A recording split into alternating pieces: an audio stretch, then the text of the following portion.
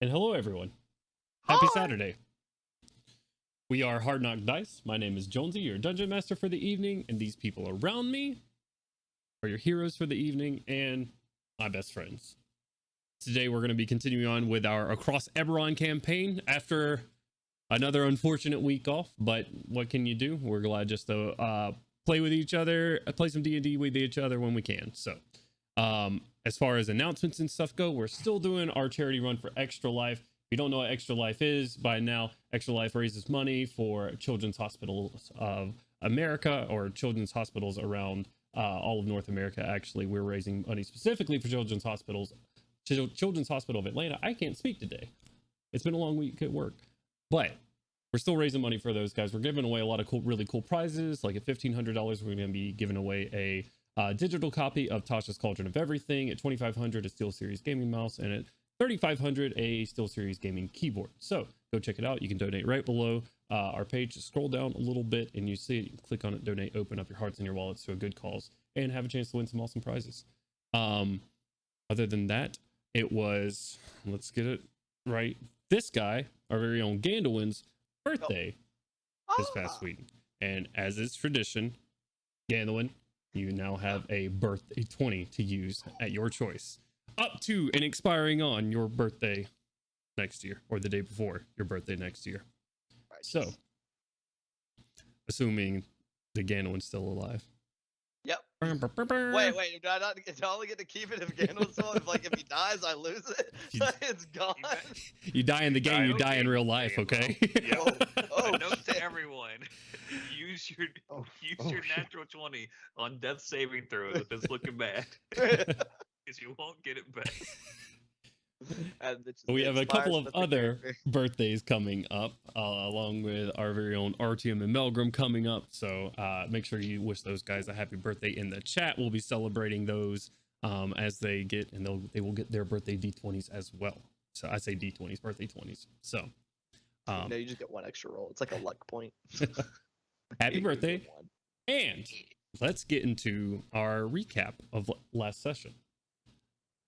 So it's been a little bit of time. However, last we left our heroes, they were in an abandoned cathedral to the Sovereign Host. In this cathedral, they met a longtime,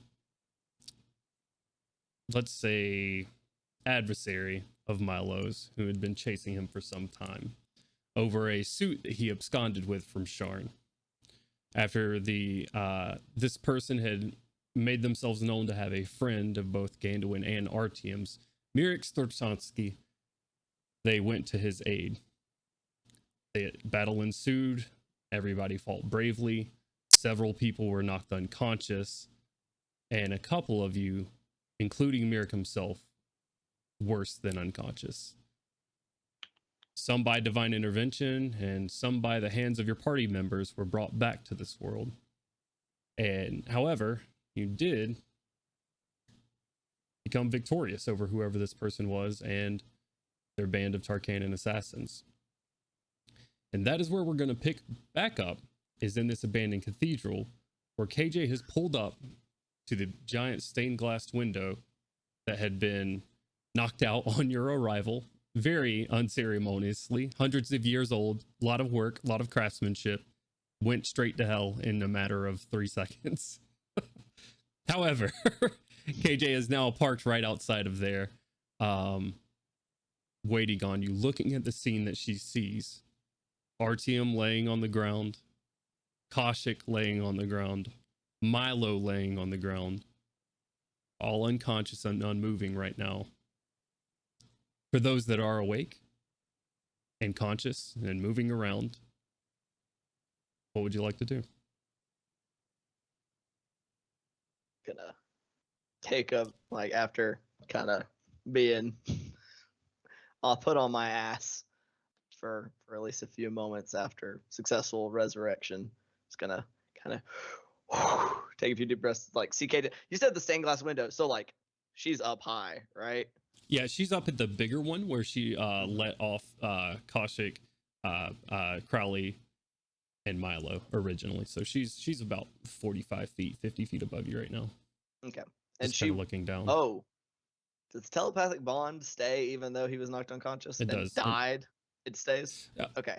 He did die, and he was kind of the magical force sort of sustaining that. So we're gonna say telepathic bond Okay. faded. I'm just gonna kind of do like a whirl around and kind of gesture at the front door to KJ rather than yell across the cathedral.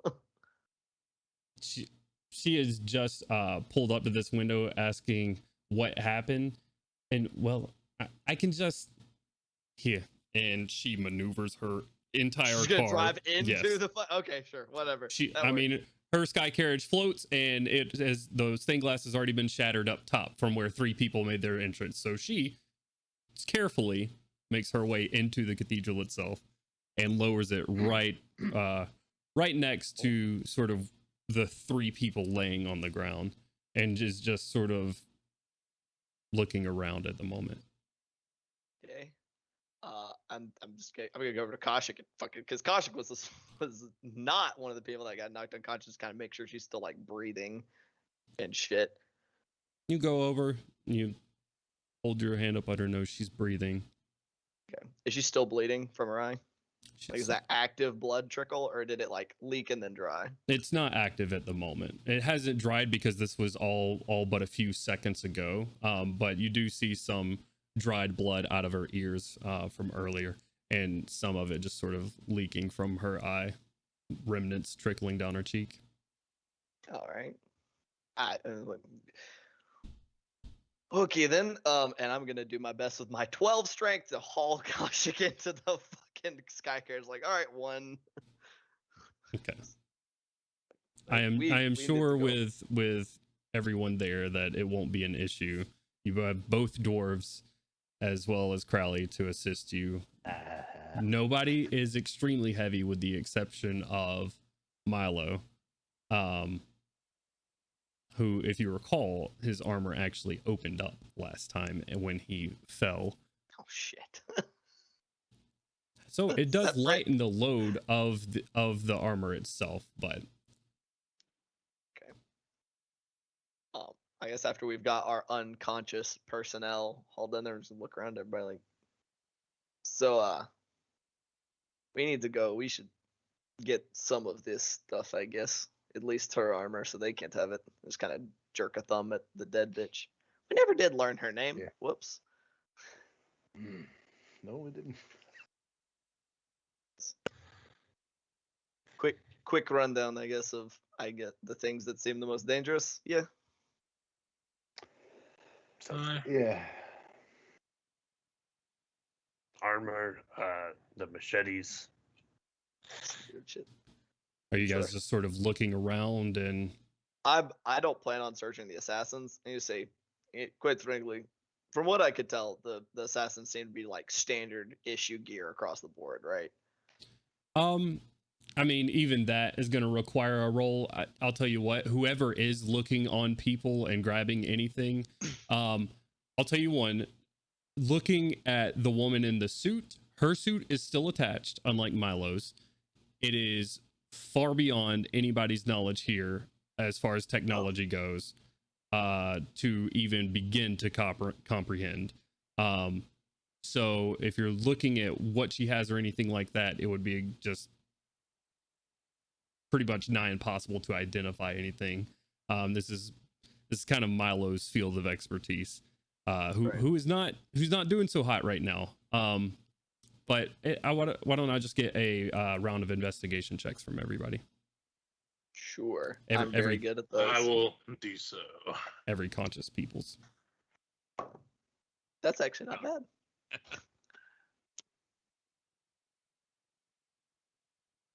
RTM, did you just say oh? I said darn. Oh. I hear that there's some things in her pocket, guys. Don't forget that. What? Pocket sand. Pocket sand. Hell yeah. Well, Okay, I got an 18 on mine. Very nice. 13. Malgrim's not finding shit. That was a natural one. Ooh. Yikes. What about you, Crowley? 25. There we go. Sheesh. There we go. Okay. Melgrim, you're looking around. You're tired. You're beat. Milo's right there.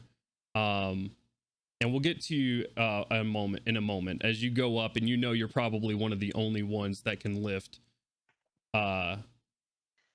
Milo, you and your brother, among some of the only ones that are going to be able to lift these armored people, if you so choose to do so.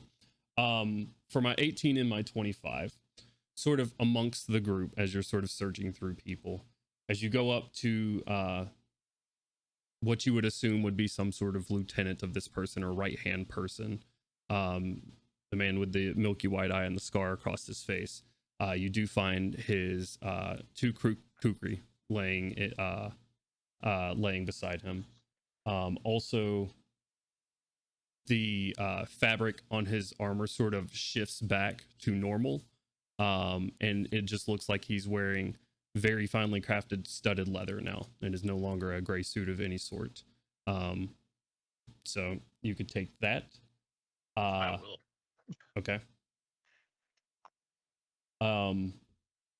Amongst the run-of-the-mill assassins, you find a couple of vials of green, sort of swirling green liquid in glass vials.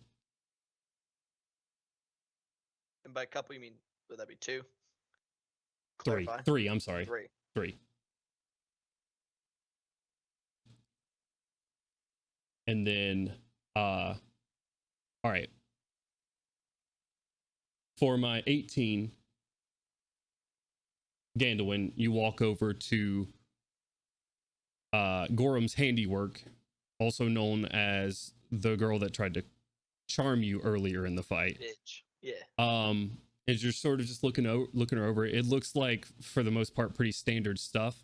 You lift her hands up, and the gloves that she is wearing, they're like black leather and like this midnight purple lace with this like purple lining through them. They look very functional and fashionable, but they look very finely made. Something that just catches your eye sort of off place amongst her entire encounter, or accoutrement rather, not encounter. Sure. She's the one who abducted Mirka in the first place. I'm like, take those. Okay. Yoink.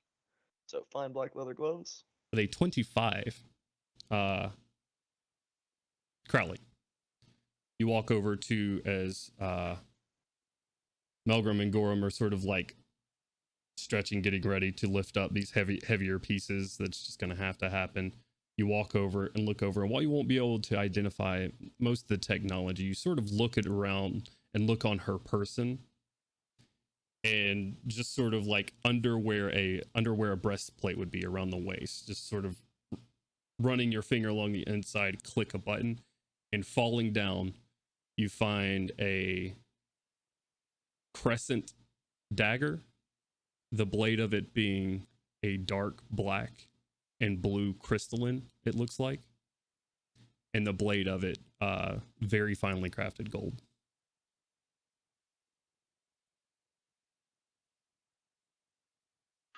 Yeah, hold on to that. You don't find much in the way of money. This doesn't look like they came to do shopping, but Sense. And are we able to remove the armor from her, or does it look like we would have to just take her whole? make an intelligence check at disadvantage for me. I'm the best at these. Double nat 20. Let's go. If only 5. You look it over, and it does not look to have any of the traditional fittings of armor, and you have no idea how to take this off of her. I should look at the group like, It's a new body. yeah. The one has determined. Oh shit! Where did she go? Her old corpse gone. She is made away somehow. I don't know about y'all. I do not like the idea of letting this fall back into hands of the Tarkanans, but I have no fucking idea how to take it off. All right, throw her in the car. All right. Okay. Just wanted to be sure before I did it.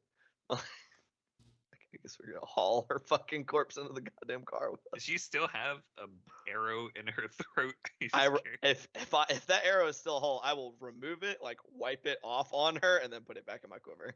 Did you roll? No, you rolled a natural 20 on the on On the the inside inside check, check. not on the attack roll, right? Right. Roll me a d20 high low. Always high. 19. You push it right through. It's Okay, it's take it out. bloody, but Wipe it like off on her face, and then put it back on in the quiver of my.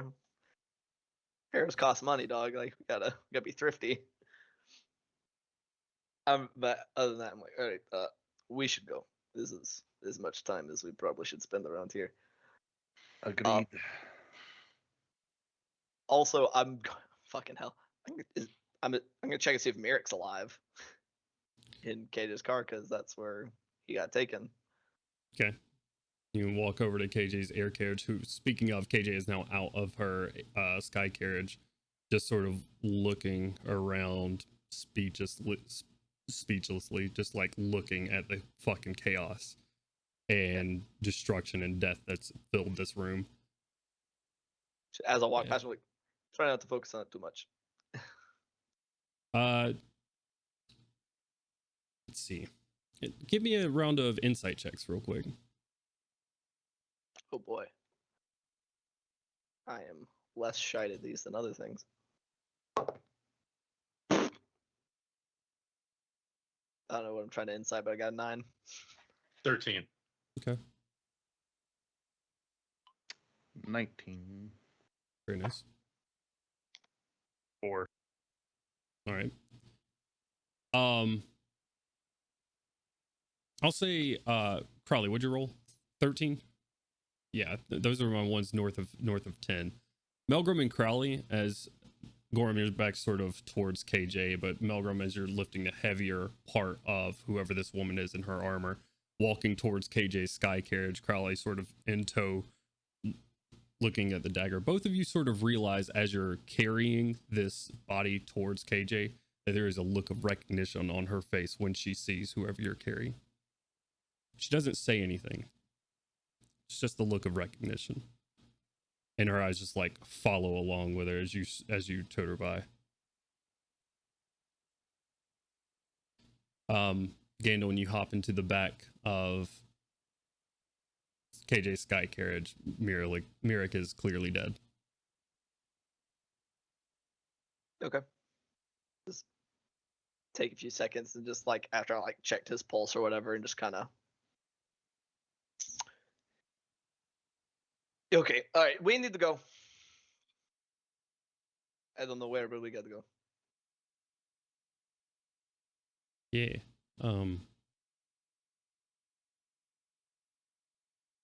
All right.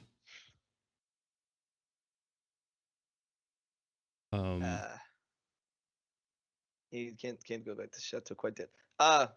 Warehouse. That warehouse we were at before. For Just now, a- at least. yeah. For just a little bit. Just to get away from here. She just sits there shaking her head for a moment, just looking at this body that Gorham and Melgrim has thrown into the back of this sky carriage before coming to her senses and making her way around to the driver's seat. Is there anything else you would like to do in this place before leaving? I bring up the matter of perhaps disappearing some of the bodies. To where? You can either burn them or toss them off the side. I mean, why? This is like I just look around like I imagine there's like blood and broken stuff just everywhere.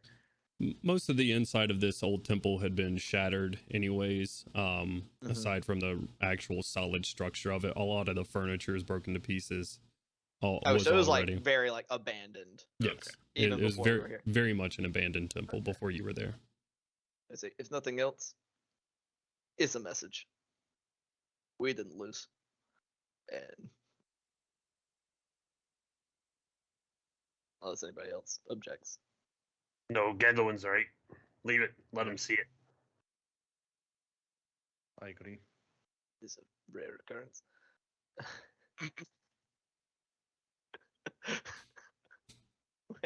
That's all I got. KJ shakily gathers her senses about her and starts to drive back to the warehouse like she's been instructed. A quiet drive unless anybody has anything to say. KJ, do you seem you seem to have recognized this woman. Do you know what her name was?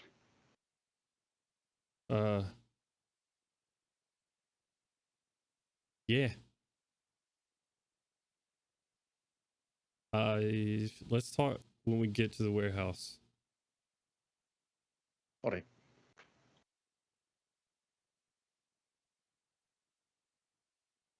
Quiet 15 minutes drives by as the rest of you. Miric's broken form in the floor.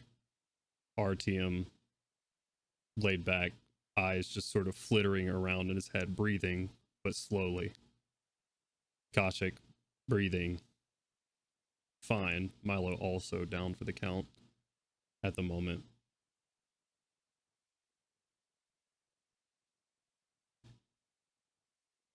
Eventually, opening the double doors to once a very well planned trap was laid out that went awry.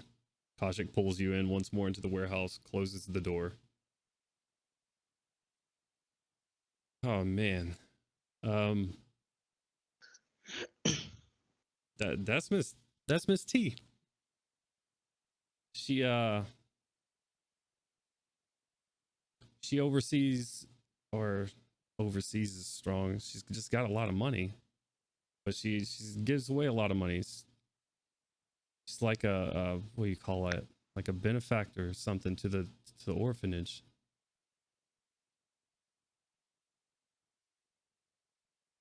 What? I mean, what do you want me to say? It's just like she's rich. At where was her mark? Who's that? Her Miss T. Okay. Her dragon mark. Somewhat obscured by her armor, but you see that it goes along like the back right side of her ear and down. But so it's like on her neck. Yeah. Like she usually have that. I've never seen that before.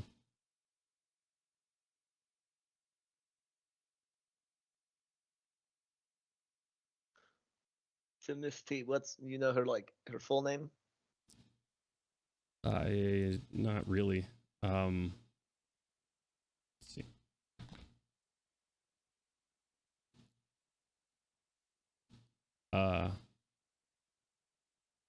Tavin.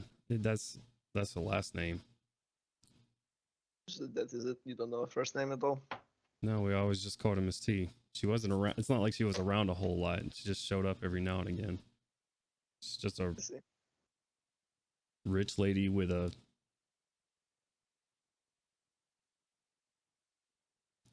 soft spot for poor kids or something.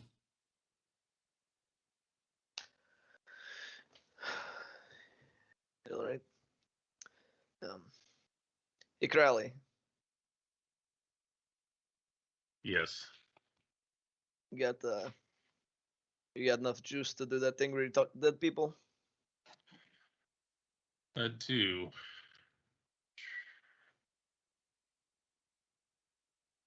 Yes. We need to ask Miss T some questions, yeah? Of course. Would you like to ask the questions? Do you have any questions in particular? I don't know. I mean, bare minimum, I'd like to know if anybody else knew that she was there or if there was anybody there that we didn't fucking kill. All right. Other than that, dealer's choice. Anyone else have any questions for her? No? So let's begin. Right. Crowley's gonna kneel down and put his mask in front of her face as he starts to cough up a long spirit which seems to enter her body and putting her back to life, well, unlife. And in a matter of moments, a familiar sight to those that have been with Crowley for any length of time, the eyes not closed, just sort of over to you.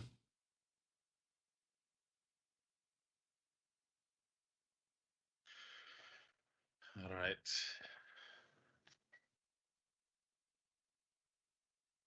How to phrase this question, I guess. You only got 5, right? Yeah. The one you wanted to know was if she had anyone hidden, right? Yeah, I want to make sure that nobody necessarily could have followed us or reported back or Right. anything.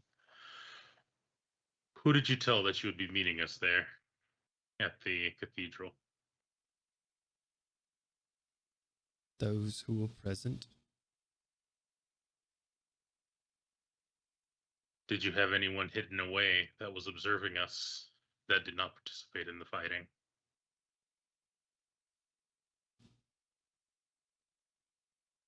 None that I did not see you kill.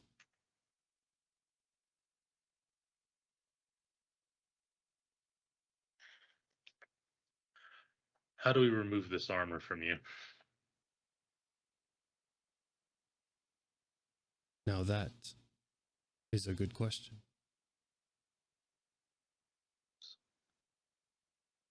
Mask, smile. All right. Shit. I'll ask it because I'm curious. If no one has anything else, I'd like to have a fluff question I can ask. Oh, I do have a good one, or possibly good one. How heavily will they pursue us for her death? I repeat the question.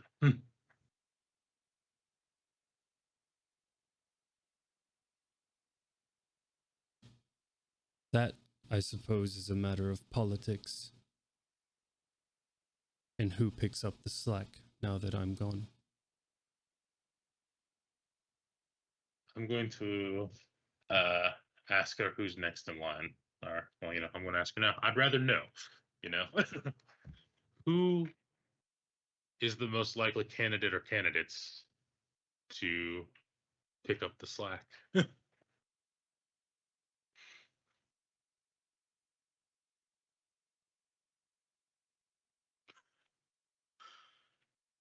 Stoltz list of random names written years in advance. The technology. No, Waiting for this moment. I'm reading the spell actually. He's trying to see if she has to answer. No, it's not even has to answer. I just don't know how to give a skill check to a dead thing. Oh, that's fair.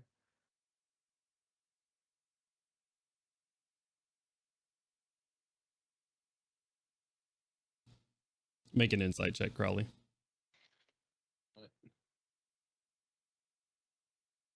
Just double checking my insight again.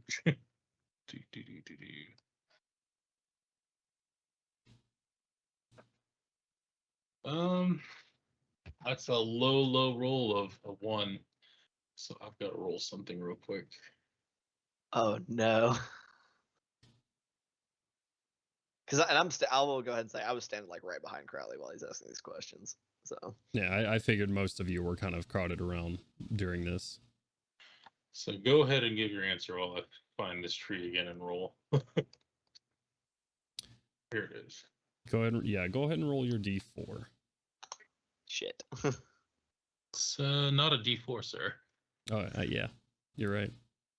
Oh god, you increased the number. You're right. It's a bigger table. Oh god. Why don't rub your hands together like that? It's number 3, the Protector. I'm enamored with the closest non-hostile creature. Protected from harm, which, is the body in my hand. Nah, chef's kiss on this one.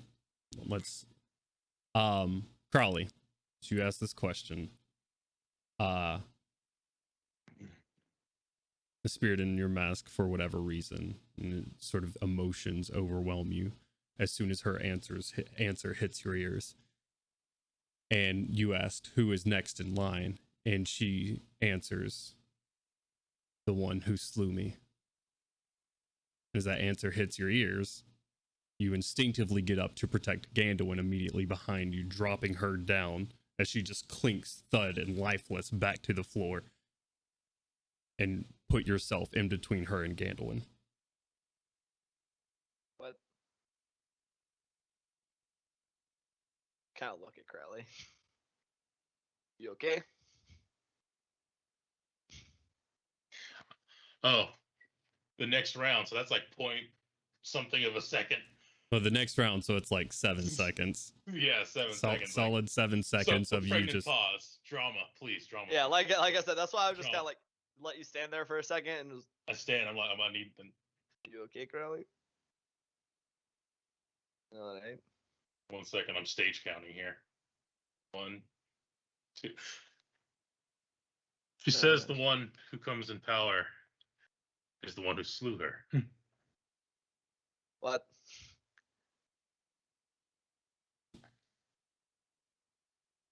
I sure as fuck am not the Tarkan. Y'all can check. I do not have any dragon marks. I feel like I would have figured that out by now. It's either Check him. Make sure. it's either one of two things. You keep what you kill, or someone really pushed for her to go after this, and she feels like they sent her to her death. I feel like that's probably the more accurate interpretation of that statement. So, her boss, they're like a That would indicate someone's above her for sure. Should have like, or an opponent maybe, like a contender within the organization. That's not a name. It's an answer, but You know, Crowley has contacts around, and their specialty is gathering information and everything. It's going to be a hard DC, but give me a history check, Crowley. I want to see if something comes of it. all right, Governor. Let's see. My intelligence, not the greatest. Oh man. Only I had advantage. No, it's a 10. 10. Okay. I can write a strongly worded letter, but off the top of my head, it's nothing right now. Kind of tired, 7 HP, you know how it is. Just can't reach the answer in your mind right now. Blinking back a creature in my mind. All right. I guess that brings us to the question of what the fuck are we going to do now? About what time is it? Could I guesstimate, Jones? Probably approaching 7:30. Okay, so not quite. PM, right? Just double check. Yeah, Correct. this PM. is Yeah. an evening. All right. It's been a long morning. Yeah. I said because that leaves what? When was Kushik supposed to see fucking Quanti? 8. Yeah. Crowley's gonna fold his arms and kind of look over it to Kaushik and be like, I don't see that happening. Yeah, I'm gonna go over to Kaushik and just kind of like tap her face, like, hey, Kaushik, I did roll a nat 20, so Kaushik wakes up, like, hey, and she's not screaming. oh, that would have been alarming. Jesus. That's good. Just- Hey, you all right? Oh. And she doesn't respond. She's just blinking. She's just blinking. Like, get her like a water skin. They're like, hey, what? That's how you deal with people who woke up from being really drunk. So close enough.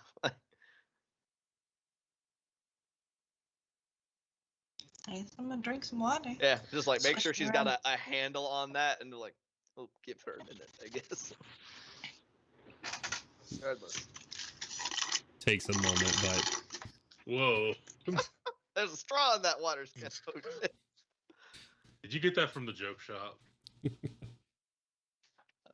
takes a minute. But Kaushik, you do get your senses about you. You are in a different place now, back in the warehouse in which you guys were originally planning.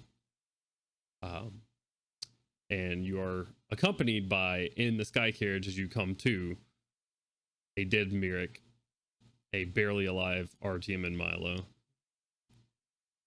And again, the one who is shaking you awake currently. But you come to.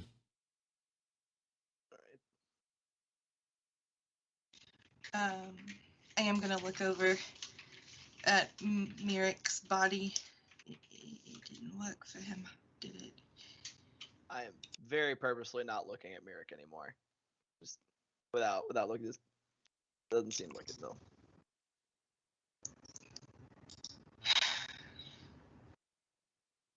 I'm gonna try to stand up. Just kind of help her up out of the sky carrier. Like, all right. Wobbly, wobbly.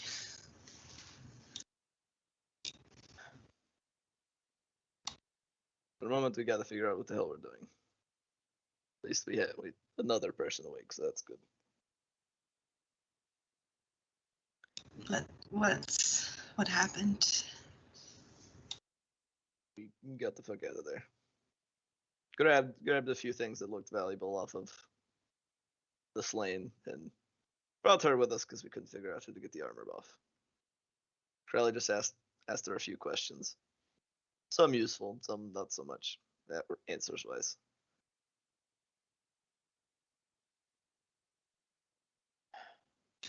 I'll walk over to her body and kind of kick at it and see if I can kick, like clink, clink, clink on the armor.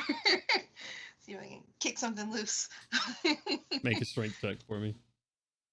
It explodes, Oh no. and It everybody. might. It fucking might. That was a nat one. Okay. Wait, that might Gosh, be bad. In your, I love that I just rolled a nat 20 and then a nat 1 immediately following. you as you walk over, still a little bit wobbly, you get a little bit more momentum behind the kick than you mean to, and you do connect with the armor, but it all transfers into your toe, and it is just the worst stub toe of all time. My toe. Gosh, passes out again. I'm just kidding.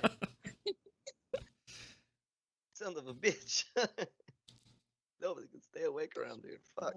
I'm gonna use mending on my boot because I know it fucked my boot up.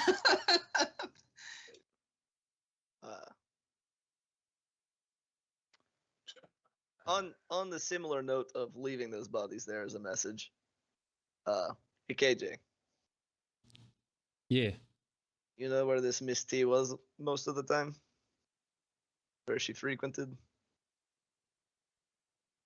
Rich people places. Anywhere particular? I mean, probably like the Mithril Towers and stuff like that. Alright. Like I said, it's just, I just know her from past, and she was nice.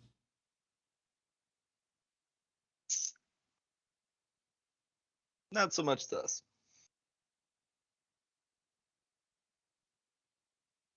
Pull out a cool and ink bottle. Start shutting down names. Like, so. Koshik is visibly confused. We can't be talking about the same person. She was nice. She Is was it a so liar. hard? Is it so hard to believe? Many live double lives. But I understand that Tarkanans are bad news and they operate from the shadows, so can't say it's shocking.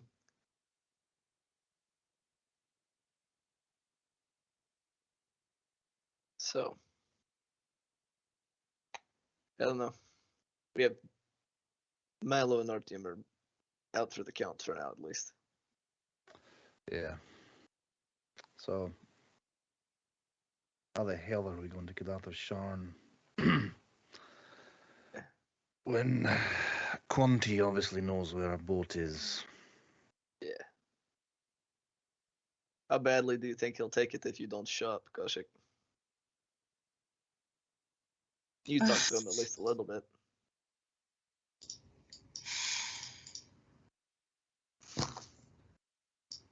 I don't know. It's not gonna go over well, Gandalin, but Going won't go over well either. I can't imagine. And we don't have Going- everybody around to give backup just in case. Going's not an option at all at this point.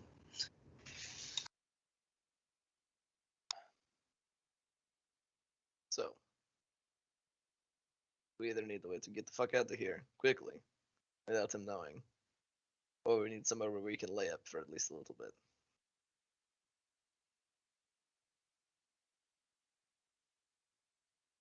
I'm not sure how we're going to leave without him knowing. He And- wanted to meet him. He wanted me to meet him at the dock, so Yeah. that's where our ship is as well. And Irish and Milo's parents are still at the chateau. And I guarantee he knows they're there. Or at least knows that we were there. Good news is I And can't. Bill is there as well. Can't forget Bill, that drunk bastard. Good news is he can't hurt them there, right? Why couldn't he? He seemed pretty okay ripping the souls out of children. I don't think he'll give much of a shit at murdering people. The chateau won't let him. You think that Chateau is more powerful than one of the most powerful individuals on this continent?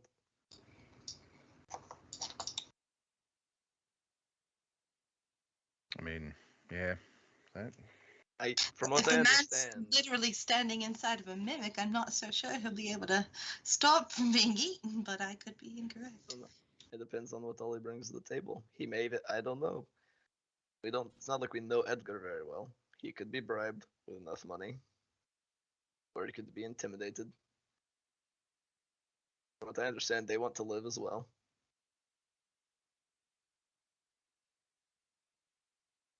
So.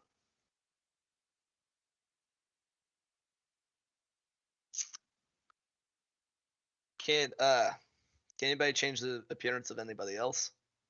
I know you guys can make yourselves look different, or at least you can, Crowley. You make No, other I- people look different. Not so much.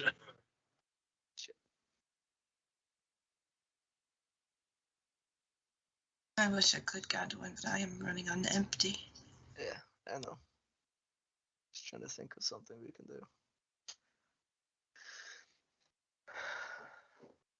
If we can at least like delay Quanti.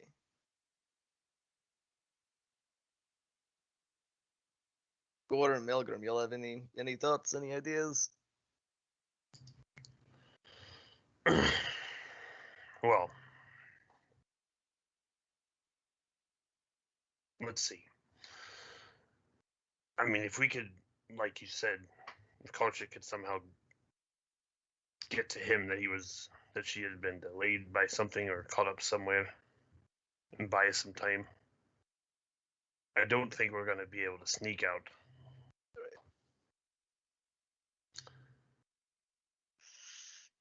Shit. I mean, seems kind of our only option at the moment. At least maybe it could buy us a little time to rest.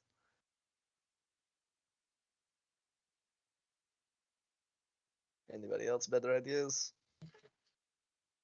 You want to slip out? Don't forget we have ties with the guild that runs the airship now. We can have them simply meet with us elsewhere, and we can take another exit out. Can we? Will he do Yeah, that? it's our ship technically until Right. next year. I paid enough for We it also- anyway. Yeah, we haven't checked on. He's been on that boat this whole time, right? It's been on his boat, but Well, our oh, you're boat. talking about our guy. I'm talking about our guy. Yeah, Yeah, he's what's been his- there. Nilbo. yeah, I guess so. He is contracted to help us at the Yes. adventurer rate. I Unless might he's- add. Once So- again, unfortunately, unless he's been bribed by Quanti. I don't think that his house would look very well upon him being bribed by another house, quite honestly. Only if it got out. Only if it got out. But if he fails to perform, That's true. what's to stop us from ousting him? And I will. Sure. So that is an option. Try to get him to meet us, like if we make our way a little bit outside the city, and he can swing it around and get. Was that or if you want to make him meet us at another dock, either way is possible. There's multiple ways out of the city, I'm sure. Just take an air car, go whichever way Right. you desire. We just have to do it in such a way that Quanti doesn't go, "Hey, that ship's moving. Let's follow it." Or we could have the airship go one way, and we'd assume he'd follow if he's truly, seeking us. True. Could be a lure. Mm-hmm. I could tell him to go to so and so dock and then under cover of night leave for another. Or lose anyone. Make sure no one's following you. Meet us elsewhere. Very simple. Very, concise to what we need at the moment, and that would buy us days to rest and travel. Right. But also, we need to make sure he's not expecting us now. So, do we have Kaushik send him a message saying that she can't make it quite yet, or I think a letter will suffice. a letter? We have less than an Going to hour. have to. The transport and mailing services here are quite good. We're in the depths of like absolute fucking nowhere, right? They deliver anywhere. They're like Amazon, bro. Right. How are we getting somebody to deliver that down fucking here? I'm just gonna gesture. I can take it. KJ will take Cage, it. that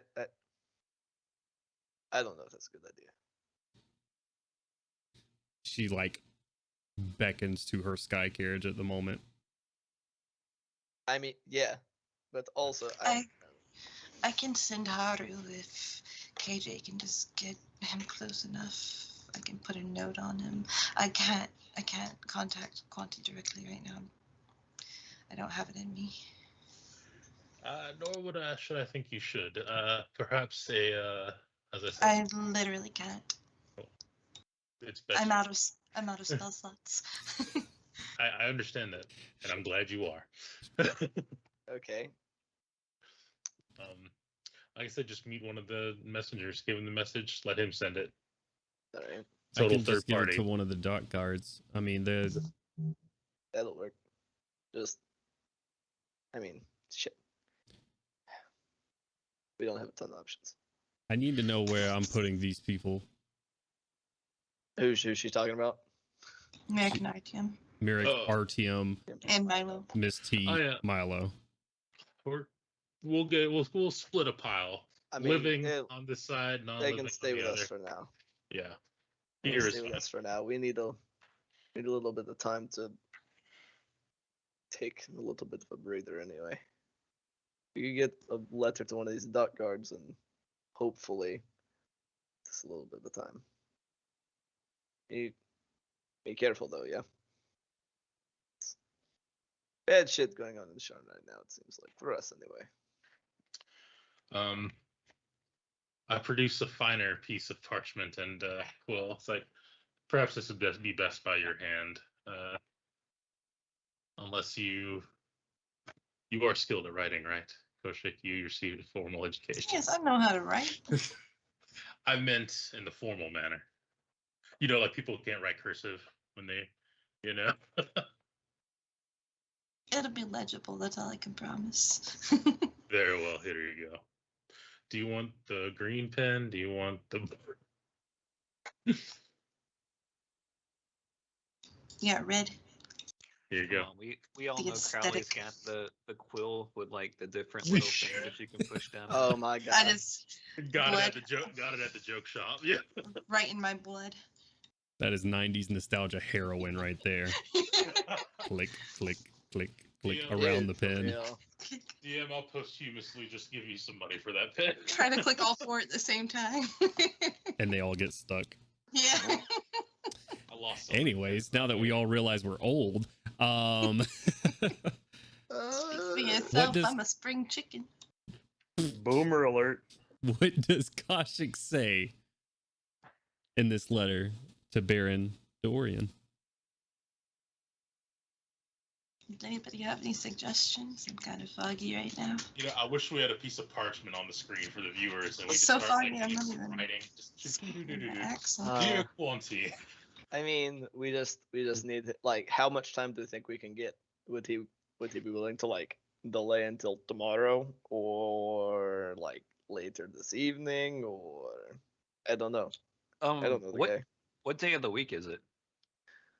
That's a good question. Wednesday. Tuesday. Boy, Lord give that Diorian. DM the big confused. Roll a There you d7. There you go. Tracking that. It's Monday. Of course Oh, it's God. Monday. Who does Ugh. a? It's That's been why the such a- plan Ugh. was right. It's been Mondays. such a Monday. Now, Ugh. now you can definitely toss it out of your mind that he meant to do anything like, let's go for a party. Who does a dinner party on a Monday? Like, The wealthy. Exactly. Now The you people can that don't now have you can to work. rule that out. I would like to clarify. He never said dinner party. He said to dinner. ah, close enough. Same thing. He invited like 8 people. That's a dinner party there. He invited me and said I could bring my friends, but he doesn't know how many friends I got because he saw me with one. So here, let me go. I'm gonna go. I'm gonna take I'm gonna lug Milo's unconscious body with me. It should be, the letter should be like, Lord Diorian, I caught COVID. I'm keeping you safe. Love, Koshik. All right. What does Koshik say?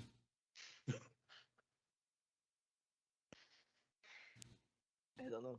I mean, if you could give us at least a couple hours, that might be the best we're gonna get. I don't think he's a very patient man.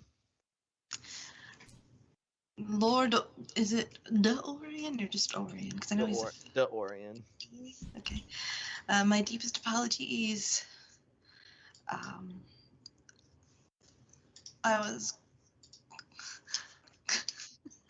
I've been caught up in exploring the city today, and I'm running a couple hours behind. Scratch out a couple hours behind. If you could be so patient as to delay dinner, I will be seeing you soon.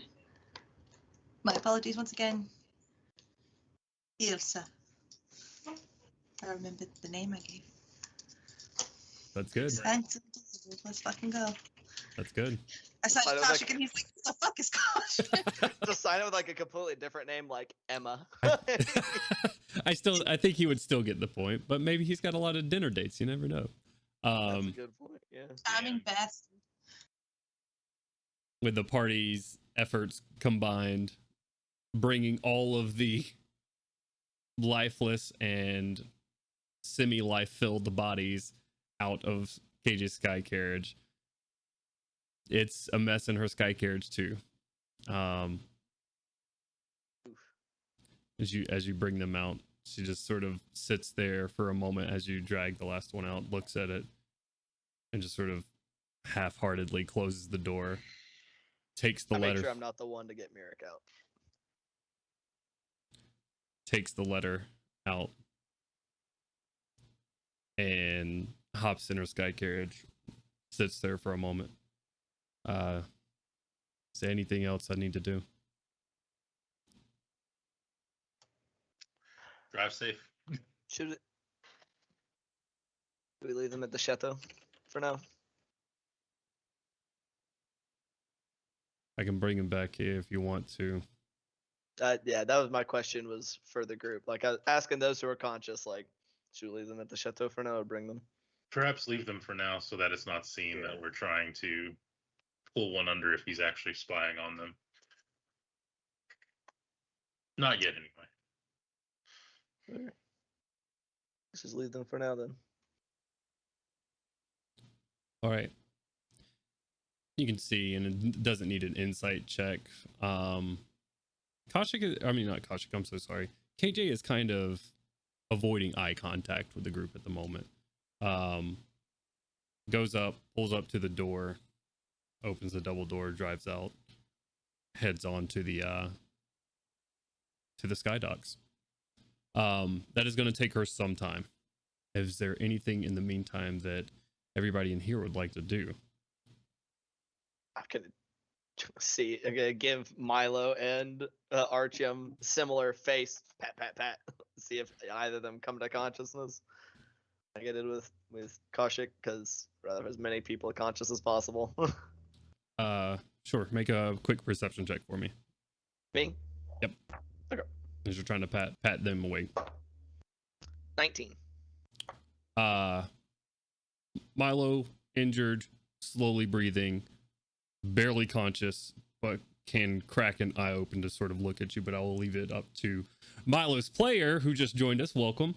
On whether or not Milo will respond.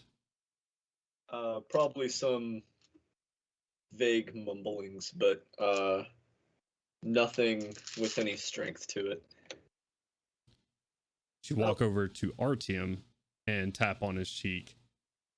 Artyom is in a fierce cold sweat, and every now and again just jerking back and forth, eyes just like rolling in his head currently, like he's looking around at something that isn't there. Oh shit. You kind Go of check. pull one eyelid up, and his eyes are just darting around, seemingly unresponsive to his current surroundings. Go check. Where? I will make my way over. Yeah. I'm gonna. Is he like jerking, like seizure jerking, like a danger to like hurt himself? No, Amounts? no, Okay. his eyes are jerking around. The rest of him, his head is sort of moving around, but his physical movement is fairly little. But you sort of like tap him awake. He is just clammy to the touch. God doing what? I gesture at Artyom like. Can I? This is normal for someone who just died and came back, right? Do I know? Make a this is medicine normal? check for me. This Okay. didn't happen to Melgrim last time. That's Listen. our only other He example. was deep dead. I had to use a deep dead spell on him. So. Oh no! Why is this happening in Act 1? Shit. It could be, yeah. This is fairly common. Let me roll again. Let me roll my other die. Hold on. I'm gonna put a like. That wasn't that one! Oh my fucking god! Kaushik, Artyom, you die again. Kaushik, you're not entirely sure that Artyom is alive. I'm leaving. I'll see you guys. Kaushik goes back to sleep. I'll see y'all next weekend. It's time for a new spirit for I have Crowley. rolled 3 nat ones in a fucking row. It's very concerning. Cody. With 2 different d20s. Does he have a fever? If I like put a hand on his forehead, is he hot or is he just clammy? 'Cause, I mean, I would know at he's least kinda like clammy. wounds can be infected and stuff. So like, Artyom's always hot. so I was like bare minimum. Like, does he have like infected wounds or something? I'm like, oh shit. Make a medicine check for me. Yeah. Hey, actually, I mean, it's not great, but it's not negative. And while so. you're rolling that, I'm going to thank anonymous donor who just made a $25 donation to our X Life. So thank you, anonymous donor, very much. Big hearts. Well, Thanks, that's only anonymous donor. a big 11. 11. Yeah. From a quick glance over his wounds, they are large. They are mostly healed. He's not actively bleeding, and you know that infection won't set in that quickly. Yeah, there's no like pus or anything Right. like weird going on. Okay. No. Like okay. I guess we just keep an eye on him for now. Shit. Okay. And I'm just gonna have a sit down. Okay. I'm just like, well, I guess we have some time. So unless you guys have any other better ideas of what we should be doing, I'm gonna close my eyes for a few minutes. Aye, go ahead. It's bedtime. I'll I keep just watch stay. for a while. I'm just gonna stay sat up, just kind of one like propped up, like you doing the old school at school like snooze. I want to make my way over to Milo's body, see what's going on in that area of the world. Sure. Same thing that Gandalf saw for the most part, sort of lazy, rolling around eyes. But he does make eye contact with you, unlike Artyom. He sort of acknowledges your presence. Is Milo conscious and aware of his surroundings? In and out, yeah. It's able to speak weakly if addressed, but not for long before kind of drifting in and out, kind of feverish almost, like fever dream kind of thing. Okay.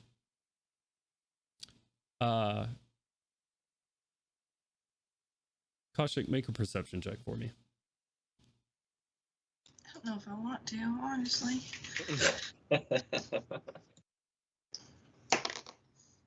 Okay, it's not a 1. I can't tell what it is, though. 15. I don't know. 15 Do I add total? to it? Yep, your perception, which should be pretty 15 hefty. plus 9, so. Oh shit. 24. Lord. You're kind of like looking over Milo. The tips of his fingers, as you're just sort of looking him over, it's subtle. And without a high roll like that, you would have missed it. But the tips of his fingers seem to be like grayish. Maybe loss of circulation or something. I've got. I'm gonna try to hit him with the cure wounds because I've got first level spell slots left, and see if that helps at all. Okay. So I'm gonna do that. 1d8 plus 5. Oh, it's an 8, so 13 points of healing. Milo, you heal for 13 points of damage. Good shit. Don't know if it'll help his little pingies, but You don't notice any sort of change in coloration. can I touch them, see if they're cold? Yeah. No. Yeah, well, I mean, with that check, you can touch them, see if they're cold. Are they cold? Kind of. Not like ice cold, but like feet without socks, kind of cold. Mina, you alright? Gosh, heck.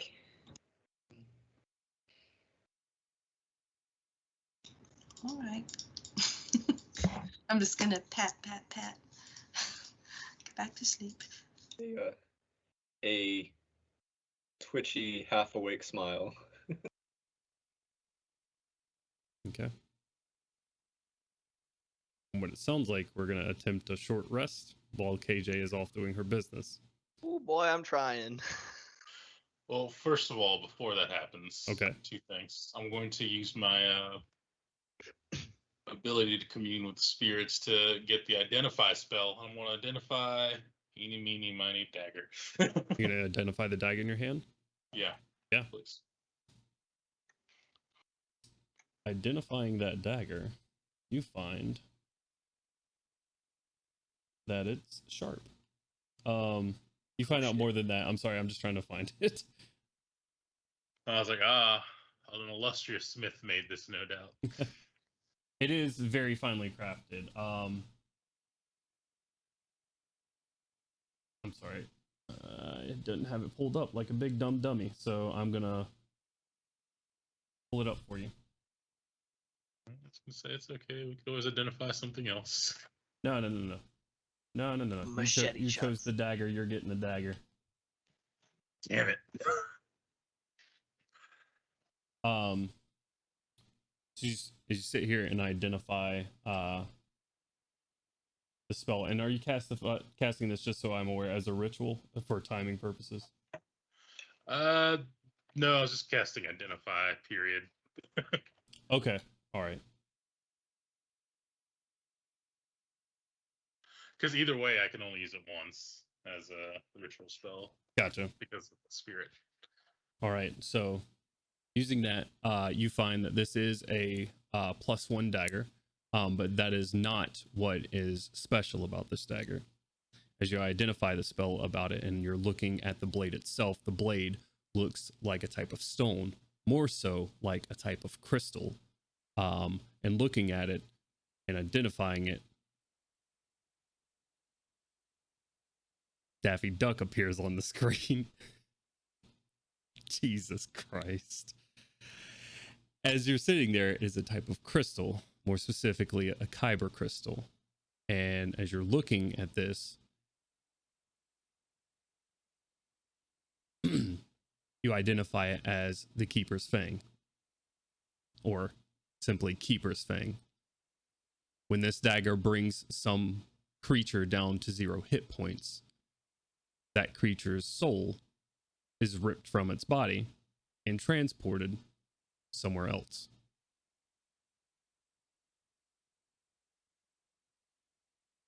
Bring it up to mask. Man, these kyber crystals aren't friendly, are they?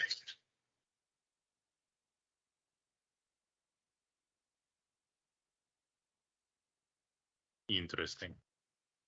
That's some evil shit, boy.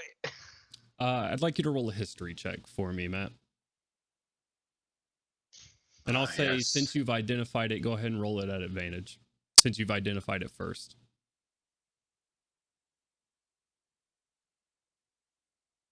23. Very nice. With a 23, Keeper's Fang refers to one of the Dark Six, the Keeper,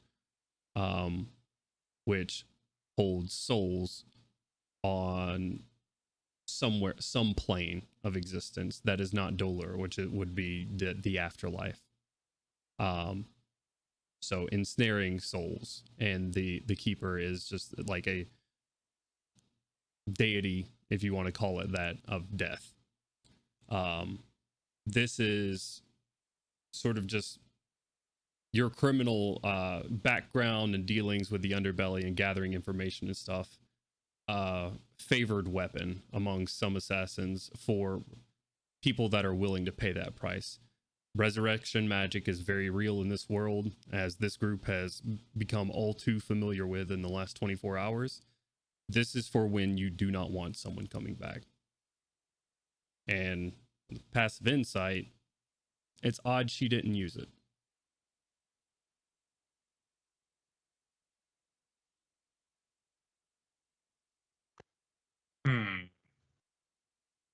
The plot thickens.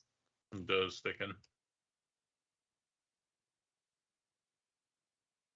Yeah, Crowley's going to all right, after identifying that, he's going to let his mind vote on this and start playing a song of rest while everyone gets a short rest. Setting it a off. very on a somber note. Fucking sick. Fair enough. Is there anything else anybody would like to do? I'm too fucking tired. Okay. About 45 minutes passes. You hear outside once more.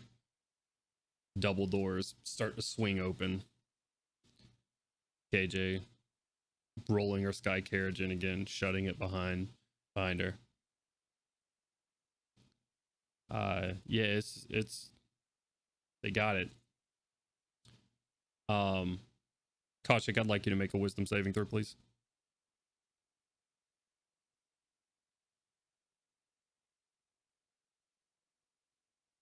Oh, here we go. It's too bad we have no way to know that this is happening. Like, nobody has any way to know. We're just like, well. With the saving throws, do I add just what my wisdom is, my plus whatever? Your wisdom saving throw, and I believe you're proficient as a cleric. Okay, so 18 plus 9. There we go. Very nice. Fuck them. Now, I need to make one for KJ. God, son of a bitch. Okay. Damn, this man and his backup plan.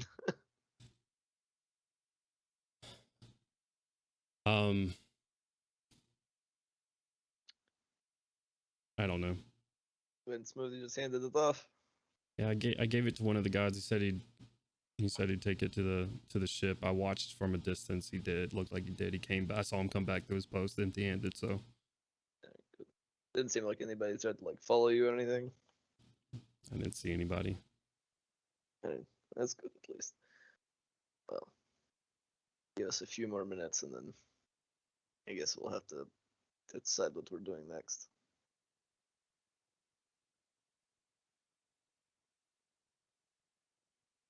All right. I'm gonna wait outside. Sure. She throws her crow up on her shoulder and walks outside. Did it look like she's trying to avoid us or avoid the corpses that are sitting in this room with us? Make an insight check for me real quick. Okay. 21. Very nice. With that, a little bit of both, but really avoiding eye contact with you guys. Even as she's talking, she's just kind of like, she's looking at the bodies, but her body space is from the bodies. Her eye contact is away from you onto the bodies. Fair enough. Okay.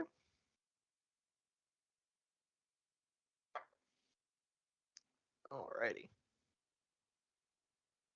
Were you able to wrap up the last 15 minutes of our short rest uninterrupted? Does anybody want to do anything else in this time? Actually, when KJ goes to walk outside, I'm gonna walk with her. I want to follow her outside. Okay. Oh, door opens behind her. I'm just a few steps behind her. She looks back briefly and then just sort of turns back. Yeah. What's wrong?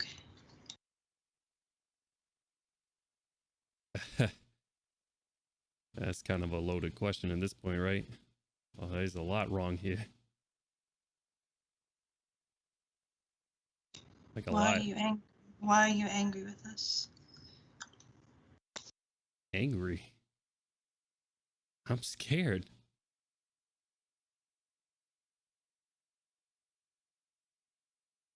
You're sitting here.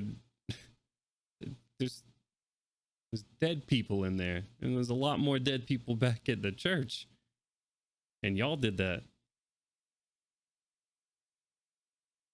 That's not normal.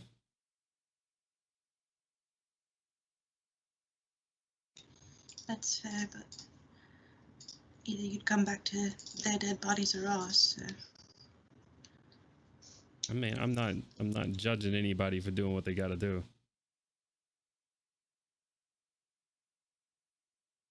Doesn't mean I gotta like it.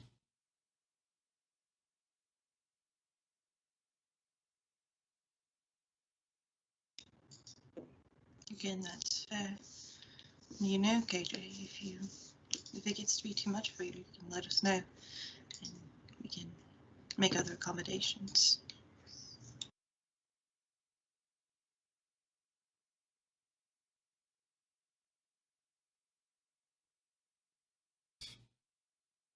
This isn't your fight to get caught up in. I think it's a little bit too late for that.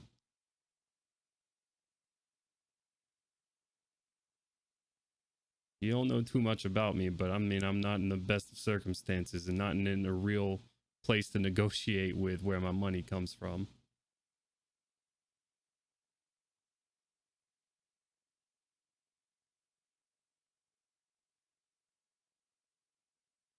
Again, I don't judge you for doing what you gotta do, but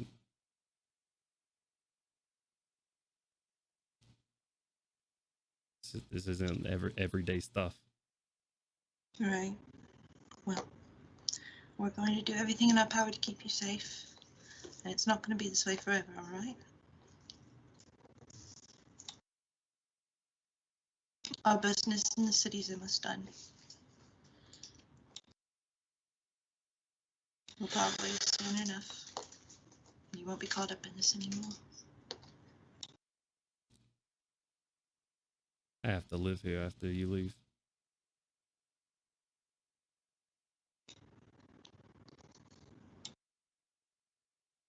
You'd always come with us.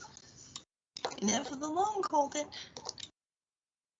There is. Trying to make her laugh, but it's not working, is it? There is no smile.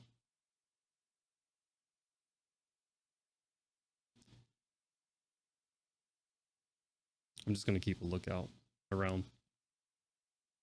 You can go rest.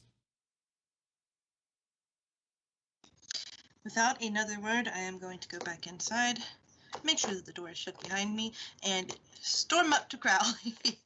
Okay. Not angry at him, but angry in general. Crowley, we've got to get her out of this. Crowley's just gently strumming the strings, and he looks up. She's not going to be able to handle this for much longer, and I don't know. She's going to crack. She's going to lose it, put herself in danger, put us all in danger. She doesn't deserve this. I don't know what we're going to do, but we can't keep doing this to her. Crowley gently strums the string and tilts his head. I saw from her reaction earlier exactly how this was affecting her.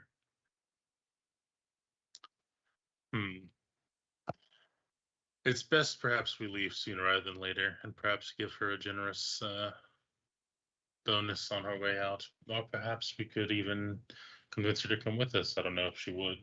Obviously, she loves the city, perhaps. She doesn't love the city, but she won't come with us, I'm sure. Hmm. Do you think we can try to make some kind of accommodations to get her out of here, though? Certainly we can. We have, of course, a small village that is taking all comers lately, as you will remember. But We're just going to have a village full of all of our friends that we've made along the way. also, bad guys attack here. Big sign. This village here. Endangered NPCville. This is a conversation we can have with her, no doubt. And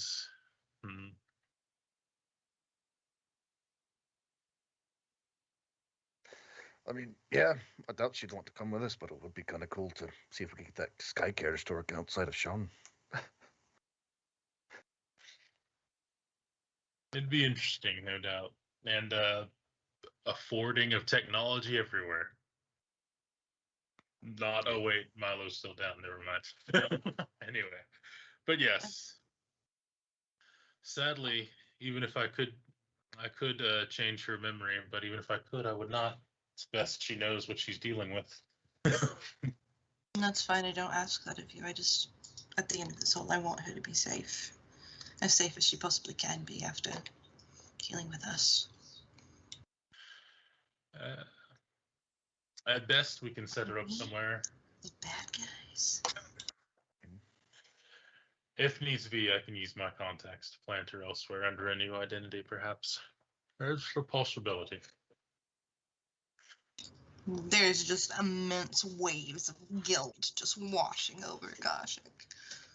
Combination of not being able to bring Mirik back and now what's going on with KJ, she is not having a good time. So Yeah. You look away probably from Crowley a second, and you look back, and he's got like a sad, smiley face on his mask, just like, oh, that was quick. right. It's we will do what we can for the girl. I promise you this. But first, we must see that we are out of here, and thus aid in her safety by being away from us. Right. Up we go then? He's gonna be like, let them rest for a little bit longer. Bunch of pussies. Sorry. God damn! But I will begin setting up a letter just in case. And he's like strumming with one hand and just starts writing with the other with his multi-inked pen. Okay. Switching from green to blue to red. And with that, If I change the colors, they won't know who's writing. you guys finish a short rest. What is your rest die? It's a D8 for The D8 now? I mean, We only get it once, right? Yeah. Okay. Until level 10, then it's a D whatever the hell it becomes. I can just go 10. to It's a D10. Yeah. Artyom, I will say that you do get the benefits of a short rest. However, you do not wake up. No shit. Also, I spent all my hit die to get to max level and one bardic solid rest. So, back to full HP. Yay! Very nice. With that, let's get a well, back to full HP. What about everybody else? I'm back to full HP as well. Very nice. I'm back to full HP, which is half HP. Back to full HP as well. Very nice. I am at 1 below full. Very nice. Did you Fine. use the bardic rest die too? Yep.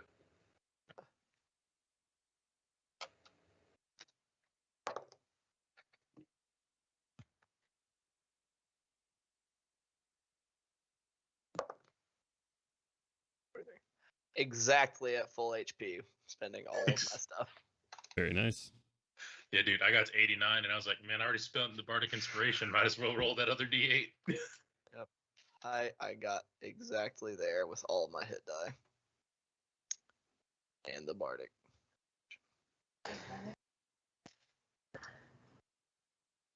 I am 10 points shy, but that's fine. Very nice. That's good. Good for our group here. So with Milo and Artyom at half as much as they can be at the moment, and everybody else up to almost full, you're feeling a little bit better. Still very sore, but through the healing music of Crowley and just sort of your supernatural abilities as adventurers, heal a little bit over time. Righty. About an hour has passed. It is now about 8:30. All right. And you said Artyom's still unconscious. Is Milo still in the same boat of in and out? Like, but That not one is fully Milo's regaining call. consciousness. Probably after the rest, especially with the musical accompaniment, we'll say more consistently in, if dazed. All right. All right, so we still got two people who can't walk walk at all and are not even really all the way awake. Okay. Shit. Walk it off. We have no way to get that armor off of her fucking corpse. Have to be able to walk it off. Right? All right. Oh, I feel considerably less like shit. Yep. Now what?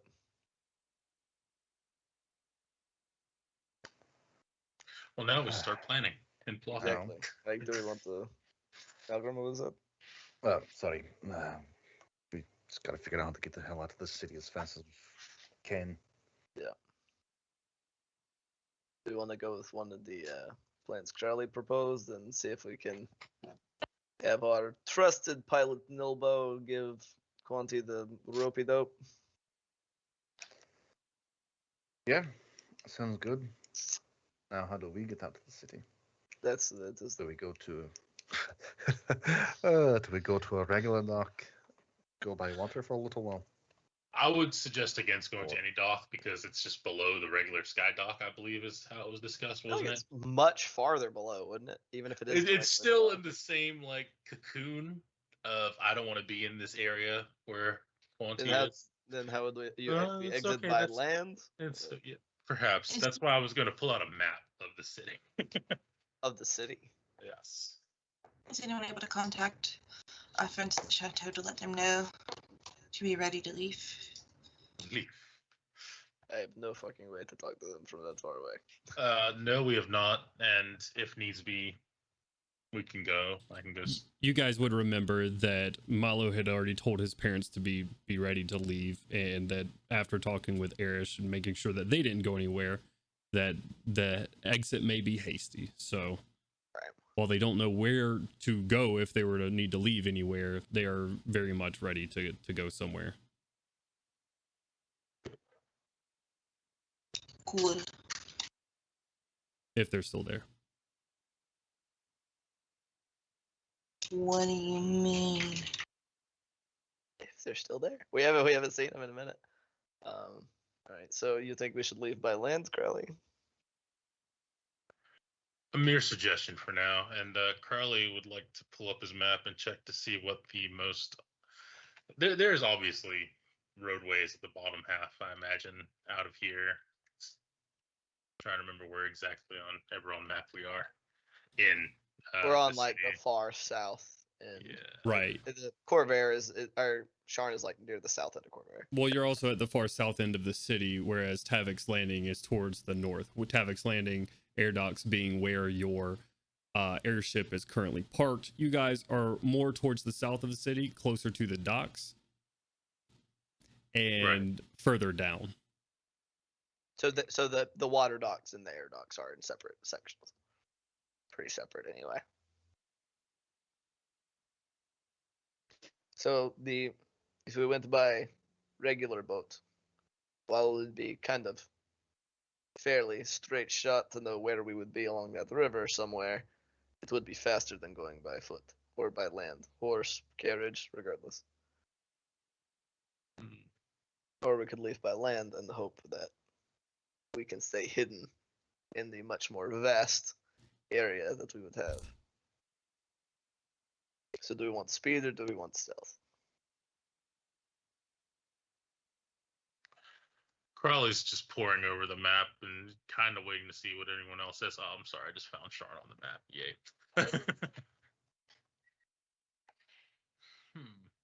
We also have to keep in mind that we need to be making our way toward the Shadow Marshes. Of course. I'm just looking to see what would be a good rendezvous point. What is this place? Galeth Spire? That's a ways away. Let's see. Let's pull up our map, shall we? I'm looking at some names of places and I'm like, that doesn't seem like a nice place to visit. So, we're in Sharn. Mm-hmm. We could exit going up Dagger River. Or, I imagine we could have a boat take us straight across the way to Moonwatch. And make our way from Moonwatch toward the Shadow Marches. But, and I mean, we could try to have the if we want to try to keep a hold of the airship, because it will be much faster, have him meet us at Moonwatch. If we think he could get there without, Quanti, because if he just leaves without us on board, maybe Quanti wouldn't be interested. And have him take like a roundabout way, like have him exit, have him leave, like it looks like he's heading back towards Road. And then he can just swing back around, back down towards Moonwatch. It's a possibility, yes. Just to clarify, we did have somewhere else to be beforehand, but I assume our move to Shadow, or what is it called again? The Shadow Marches. Takes priority at the moment. Because I do remember we said something about going to Breland. Woodhelm. We're in Breland. Woodhelm was the other place that we had been told there were children being kidnapped. Yes. So we could go to Woodhelm. I know we're in Breland, but we're like south Breland, and it's almost like, good God. We could go straight back up the Dagger River and go to Woodhelm if we wished. If we figured we could recover our lead on Brayton Sithoff there. But at the same time, do we pursue that? Or do we want to try to secure the assistance of the Druids in the Shadow Marches in order to repel Zoriat?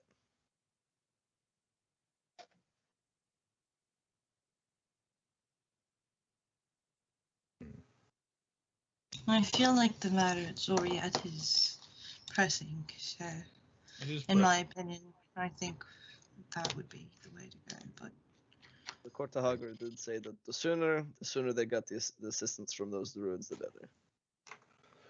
Yeah, we should probably go there first.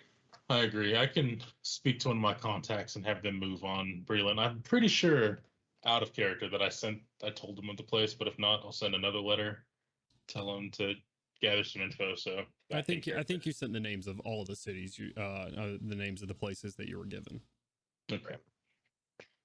Well, I'll write and see if there's been any update then. But as you said, this is pressing. So Shadow Marches I'm not against, which brings us to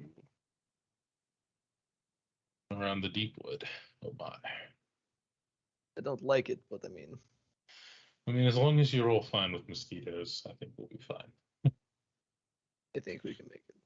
The more bigger issues will be crossing through Droam, if we, at best by air, at worst by land.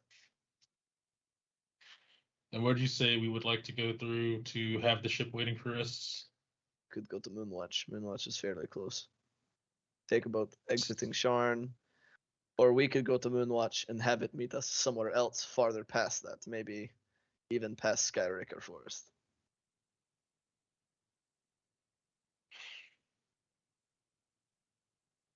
It depends on how much distance do we want to put between us and Sharn before meeting back up with the airship. All right. Well, first of all, guesstimation on the trip by boat to Moonwatch. How far would you say that is, Jones? If I have to roll something or whatnot. Yeah. Just make a quick survival check for me. So I was also like, I'm sure there's like a little bridge to tell me the distance on the map too. Or are we not there yet? There's one all the way at the top. So it looks like it's somewhere at like 100 miles or so if we're going by the map's distances, Yeah. but that's up to the DM. Yeah. So I'm just saying, it's there. Where is my ruler? There it is. Just so it's better, and we've figured this out to go by time rather than We did say rather that, than didn't we? Yeah, distance. I'm sorry. It would take the better by air. It would take, the better part of a day. By water, a little bit slower, day and a half maybe. 21. Yeah. So day and a half, yeah. Not too bad. It's not too bad. Depending on the boat and everything, of course. Boat and weather. Right. Well, I'm in a warehouse, so I can't gauge that, but we hoping the airship will move fast enough, so we'll send off a letter to the airship and we'll try and find board across the ship going that way as soon as possible. Right, because if Quanti is as patient as I've asked him to be before dinner, we have about an hour now before he realizes that I'm not coming, and that is only if he is as patient as I've asked. Right. Which, knowing him. And we still have 2 people who are unconscious. And we still have to get everyone from the chateau, or at least me. And everybody from the chateau. We need to get going now. Sooner the better. So Maybe they'll have a discount on those requiring medical aid. So let's go. Right. We're gonna not be hard to find. Indeed. So How many tickets is that in total? That's Milo's parents. yeah, what about Fucking Bill. Bill, yes. How the fuck are we gonna get him on there? We're still holding on to some of the bag with some of the platinum, so I don't think tickets would be too bad. what we're doing with Tab and Americ?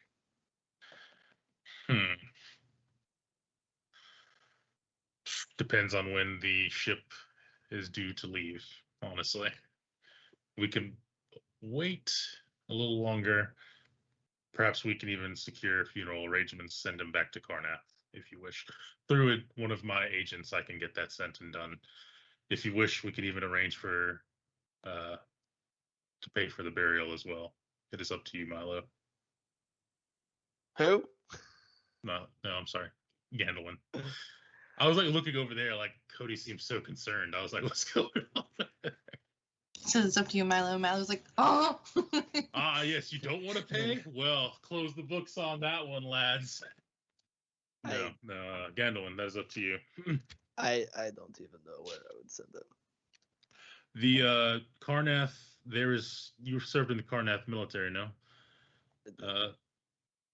As a veteran of the wars, you should be able to send him back to one of the affairs groups who would oversee a funeral burial in a funeral cemetery, no? I'm just gonna slow shake my head. No. He wouldn't want to go back. I don't think. He was wanting to get out and see things. He had family. I can change a plan. I can actually seek some of his family in Karnath if he has any. If not, we can arrange for a funeral somewhere in whatever place you'd like. He did at one point. I couldn't tell you where they are. I can try again tomorrow. We'll save it for tomorrow then. Can I put his body in the bag of holding? Will it fit? It will not. Indelicate.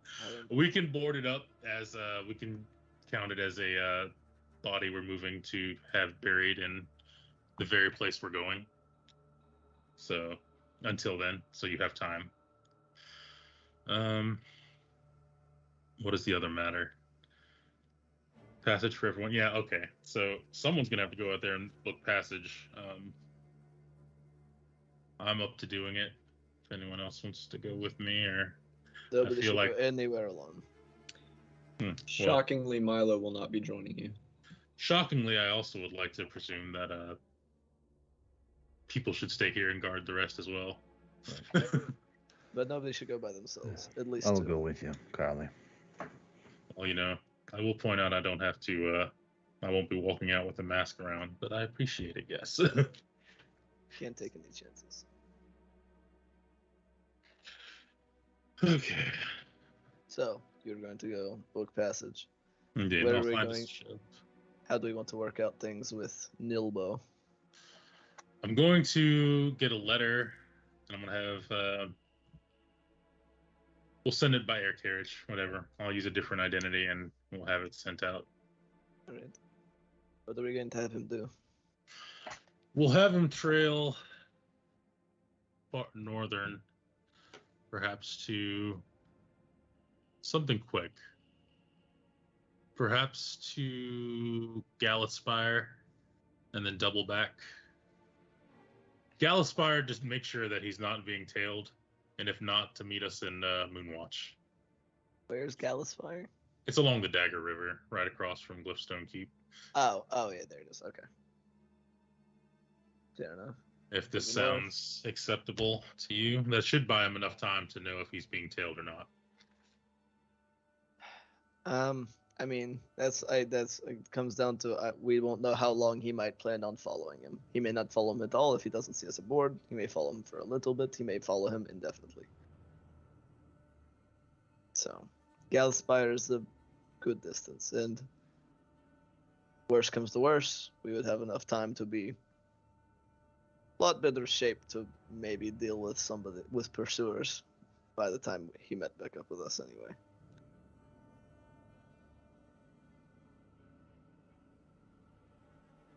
That sounds acceptable to everybody? Those Indeed. who can voice their opinion anyway? Hey, sounds good to me. Yes. Alright. Okay. So the plan is to send message to Nilbo, and telling him to head north, sort of just towards a location, and then double back to make sure he's not being trailed. Yeah. Right. Not to Well- double back to Sharn, but to go up and basically, so like he's going somewhere north to like somewhere like in the area of Rote / Gallespire, and then to swing back around down Yeah. towards Moonwatch, Yeah. where we He would doesn't meet have up to with. go the full way as long as he figures he's not being followed, Right. etc. So Yeah. How's that word being delivered? I'm gonna switch back over to our main screen real quick. I am going to write a letter and have it sent via a carriage that I want to be disguised when I send that way, or maybe third party if I can help it. Maybe KJ. Okay. KJ's not in here right now. She hasn't heard any of the conversation that you had, so she has not made her way back in during this entire hour. I'll just be writing a letter and have She her... was only back for the last like 15 minutes or so, right? Right. Yeah. So that is the plan thus far in my mind. And meanwhile, I'll get KJ to take me and Milgram to the dock, to see if we can find passage to Moonwatch. Is it? Yeah, Moonwatch. Okay. Any other plans? We could just leave safely. Don't worry, roll anything. Just excellent. Sounds good to me. That'd be sick, yeah. Yeah. Hey, someone had to voice it. And we're wanting to bring their bodies with us. We're boxing up the body. Yeah. Merrick, I'm not sure if we'll be on the ship by the time the tide rolls in, etc. So we might have to count him as baggage. But I'll buy an extra ticket just in case. Sure. And we'll get to that when we get to it. Yeah. RPLA. Is it just Crowley and Melgrim leaving Yeah. towards the docks? Okay. I'm gonna say give both of you, either one of you or both of you can just give me a one of you with advantage, or both of you can give me just a round of,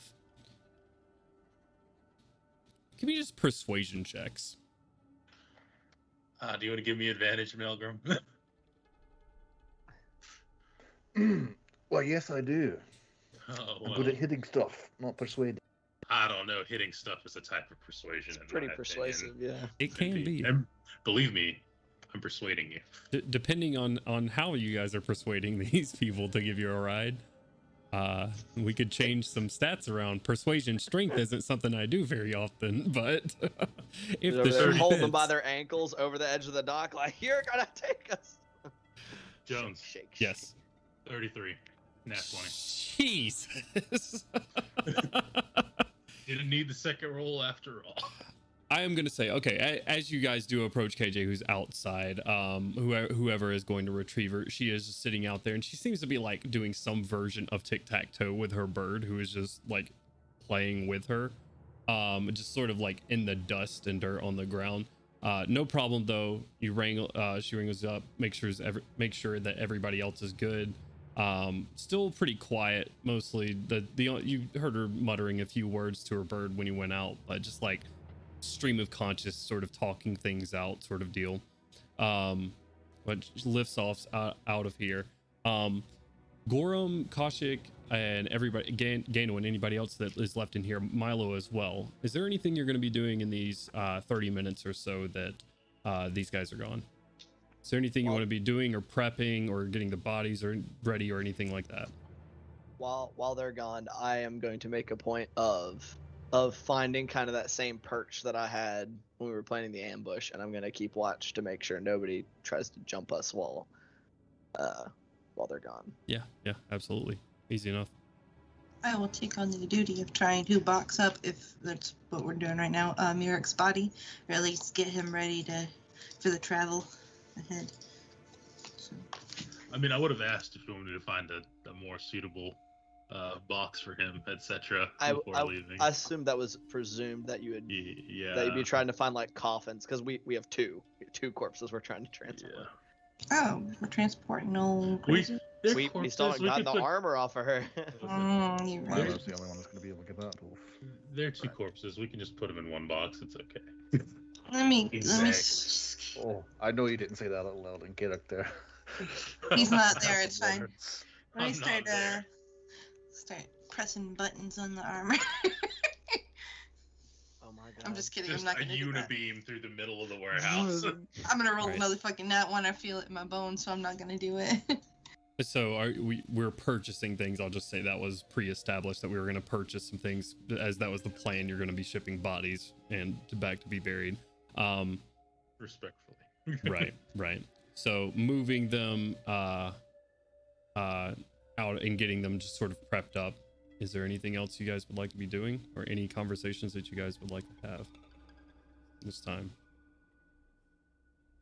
I'm gonna save the conversation with KJ till later. Just we're gonna give that a little bit more time to air out. All right. I'm gonna check on our team again, if that's okay. Yeah, you'll walk over. It seems like he's in the same state right now. Give him a little. Oh, Jim. You there, buddy? Unresponsive at the moment. Full arm. Oh my gosh. I've been wanting to hit him, not gonna lie. I might take this opportunity. Wake the fuck up! Whack! He is currently prone, so you would have advantage. To fucking smack his face off. He is also I could leave that dagger for you if you want. Oh shit! I wasted a lot of diamond to get this man back. I got 26 hit points. You can just swing away if you want. Told the dead. Can you make wisdom saves when you're unconscious? Nope. Bye. Oh shit! all right. He's not responding yet Nope. at all. He is No. unresponsive.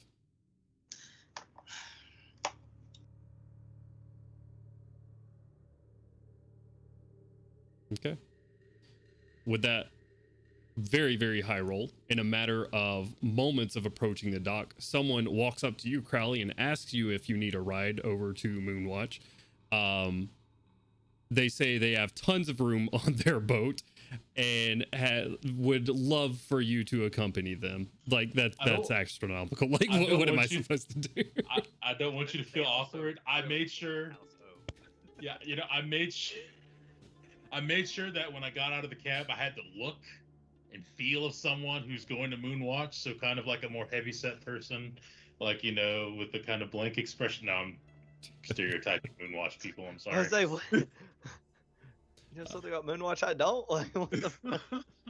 I am gonna say for the lot of you, including, I mean, you're at the docks of Sharn, which, I mean, it's a mercantile area, but it's not like a funeral home, so you're gonna find very baseline sort of coffins. So I'll say all told passage 100 gold. I will pay that. Well, I guess half now, half later. Is how he wants it, or does he want it all up front? He asked for it all up front. Okay, yeah, then done. I'll get my receipt. You rolled a 33. He said, you could just wait until we get there, I suppose. It's not really that big of a deal. Oh, well, even better. Slither my That's hand fucked out. up. My hand as long as the frickin' faceless. Just gold back. Trust Just- you. You are very persuasive. Just to make sure we get there all safe, you know, waters can get dangerous a little bit. But we can get you there, no problem. Oh, that's right. I'm in a different form.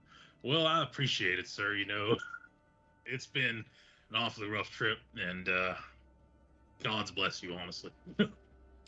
I'm here to help, friend.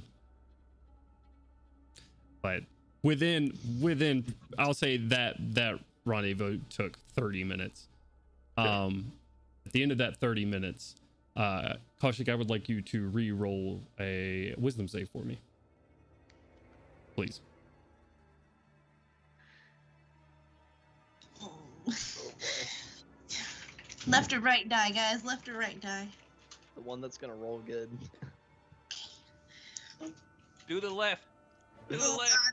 Okay, I was rolling the right, but okay. Oh, God. And it's an 11 plus 9, so 20. Dirty. I think it's plus 9, right? Is what we established? Yeah, plus 9. It should Yeah. it should say like on your saves and stuff. It'll tell you. It's plus 9. Okay. 11.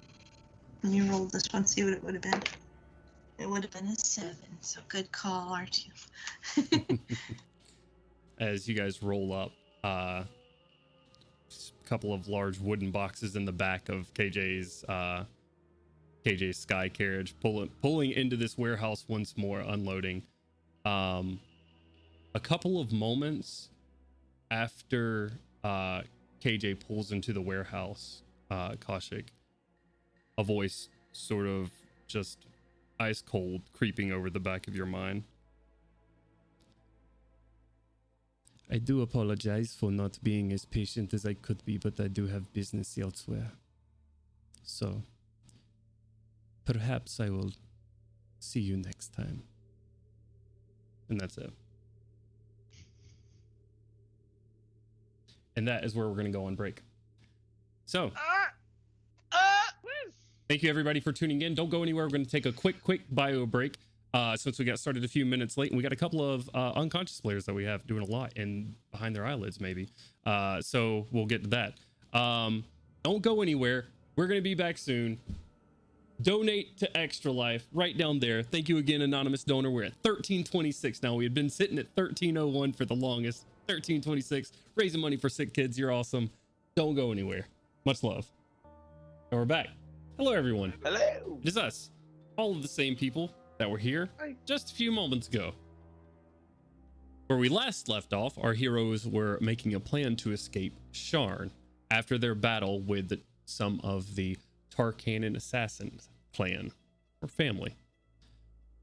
As they sat here and discussed their unconscious buddies Artyom and Milo and their fallen friend Mirik, they devised a plan to delay Quanti in his dinner invitation. The plan still being to, or at least to seemingly still being attending.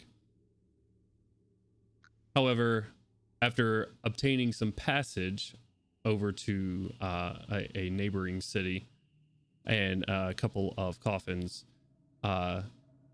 passing off also some information to, or working on passing off some information to their pilot Nilbo, piloting their ship, the ship they are leasing currently, the Amethyst Star, to head north, make sure he wasn't being trailed, and then head back. We ended with KJ Crowley and Melgrim in suit as they arrived back at the warehouse. And shortly after, Koshik getting a message that from the Baron himself saying that he couldn't stick around and he had business elsewhere. And maybe he'd catch her next time. So, that is where we pick back up.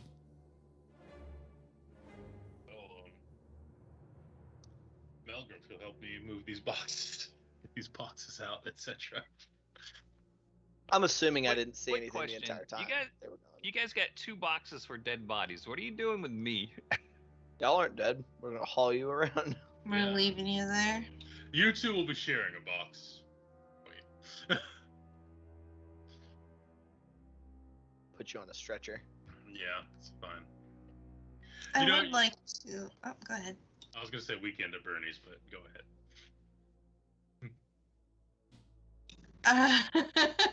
I was gonna say I would like to inform the people that I'm with what I heard in my brain from Quanti. Okay.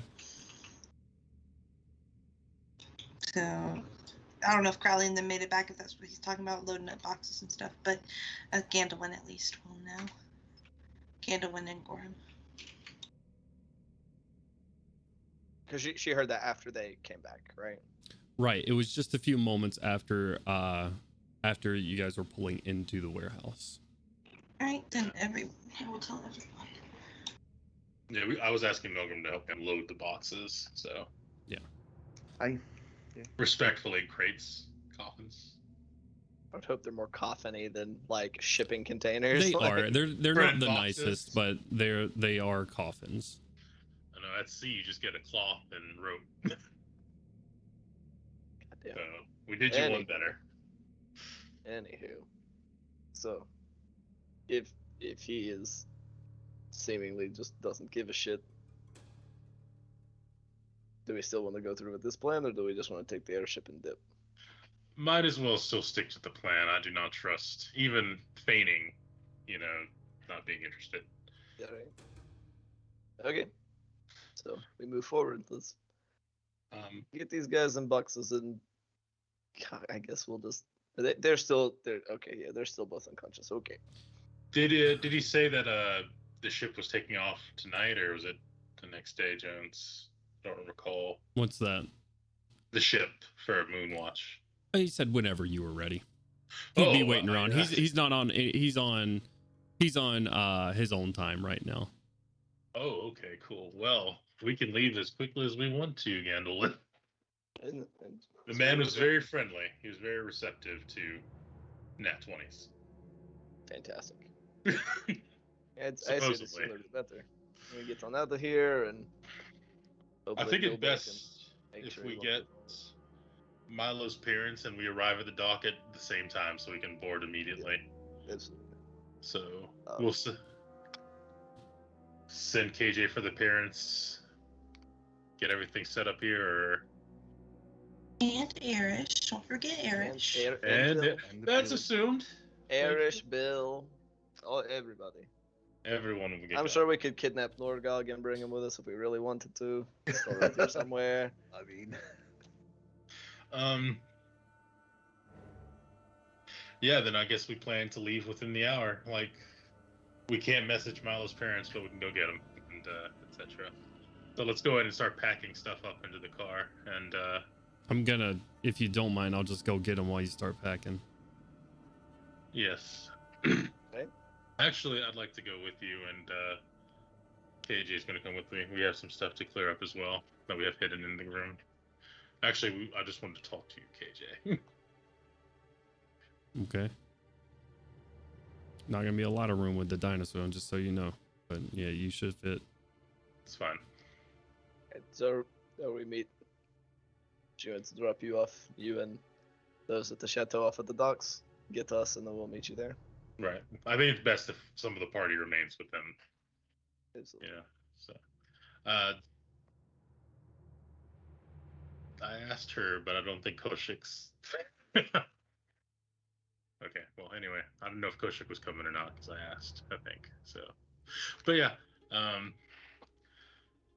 if you want to,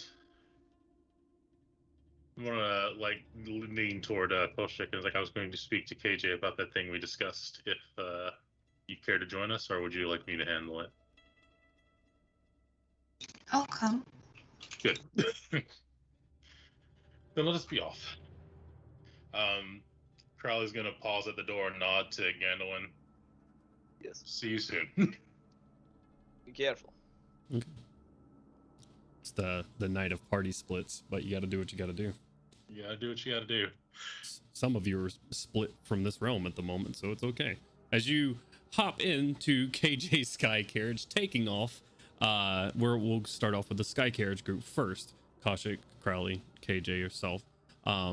She's silent as she takes off. Every now and again, just like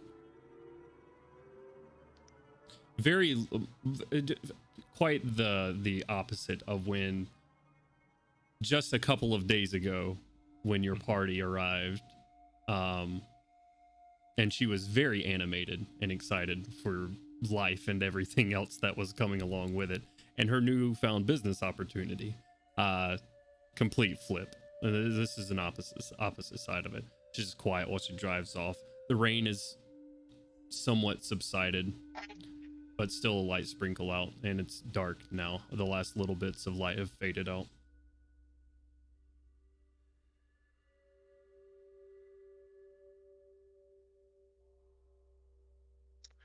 It doesn't take someone that is particularly gifted with people to know something's been troubling you, KJ. Speak your mind, please.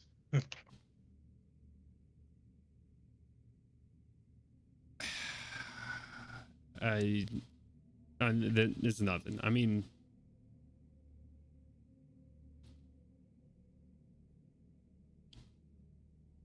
that's just not something you walk into. It's a hard world out there. You've lived in Sharn your whole life. You should understand more than most how difficult it can be. Though, I did not wish for you to have to see such a scene. What I am concerned with, though, is what you wish to do after we leave. You've been very good to us, KJ. What are your plans?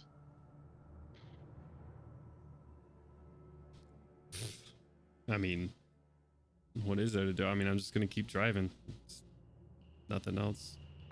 There's nothing else you want to do? I know the driving was a means to end survival, making money. You spoke, I believe, of perhaps leaving one day, Sharn, or at least being curious of the outside world. Sharn's home. I mean, outside world would be cool and everything, but this is home. This is where whatever semblance of a family I got here. So I got people that rely on me here. I can't go anywhere.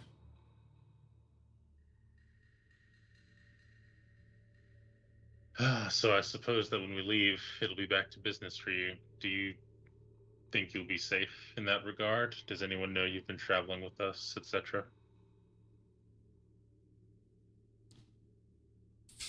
Yeah, I mean, yeah.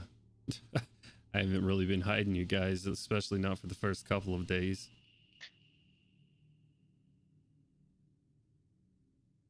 It's understandable. Well, if I can't convince you to come with us, perhaps I can give you a little bit more than what was originally discussed.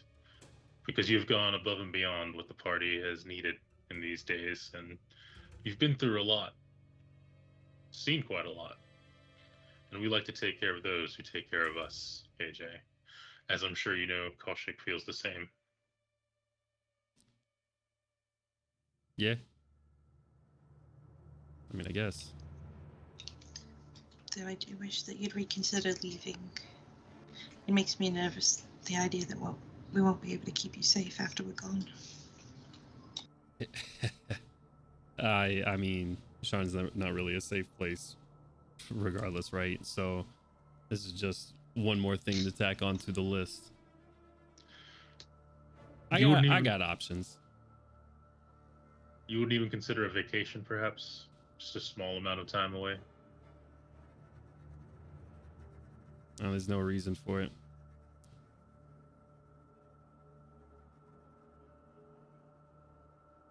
Like I said, I got people here that depend on me, and sort of a look of dread, not really dread, but realization about who she told you Miss T was, the benefactor for an orphanage. Just like there's gonna be some trouble sometimes ahead for a lot of people. Can I insight? Once again, I mean, I knew I was there when she talked about the orphanage, Yeah. so I don't know. Yeah, So, what are you trying to figure out? Where her mind would be, like if she's still like worried about the orphanage, or to bring that up, etc. If that was perhaps the most. Yeah. Go ahead and. I was passed out when she was talking about the orphanage. This is going to be news to me.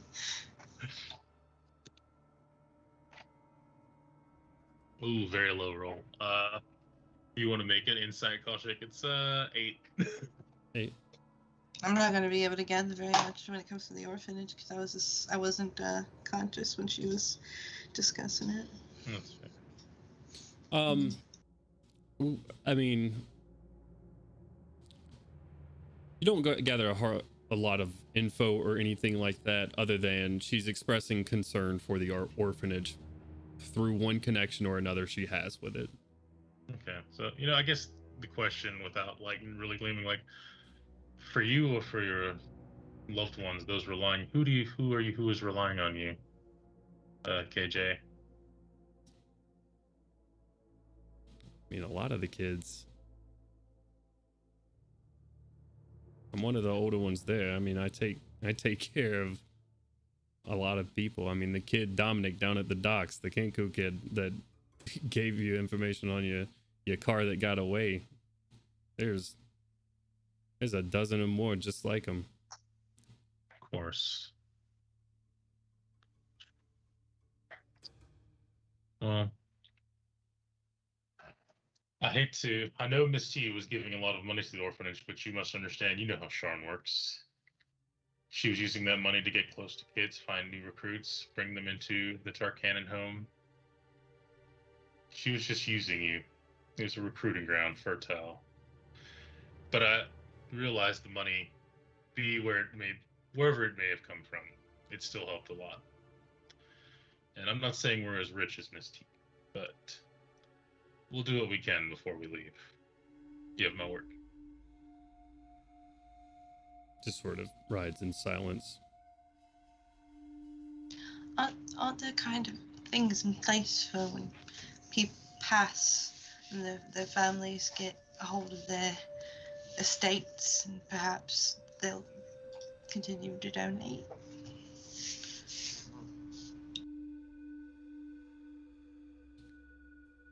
Are you asking KJ? It's not really a question, it's just a statement.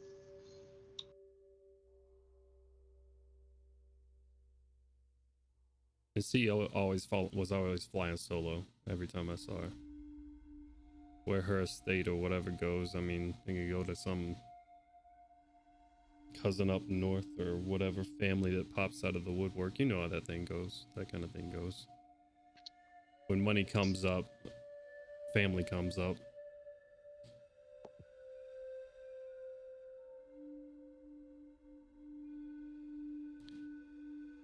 Someone less concerned with the orphanage, of course, could take the reins. Well, Takes a rare breed, I suppose, to care for a bunch of kids that can't do much. it does, doesn't it?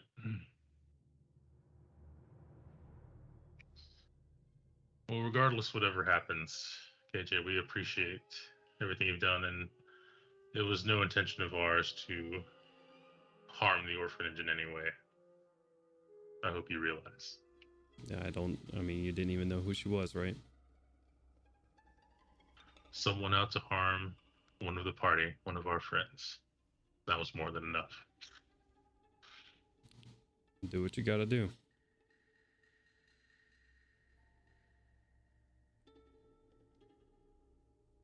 Curly's gonna sit back in his seat again and just, fall silent for the rest of the ride. His mind working on tax codes, etc. Okay. Anything else for you, Kaushik? Okay. KJ pulls up to the chateau. Everybody ready to leave. Milo's mom and everyone's still unpacked. Erish seems somewhat excited to see you guys as you come up. She says, "Oh, thank God." And you just hear Audrey Goggins in the background talking to Erish like he's still standing right there. She says, "I am so glad you arrived. We're leaving soon, I suppose." I am a talker, but I am not this much of a talker. That is so. And please prepare post haste, Erish. Very well. I've already got your bags, everybody's bags packed. Here you are. And starts handing out everybody's bags neatly packed and ready to go. Bill ready to go as well.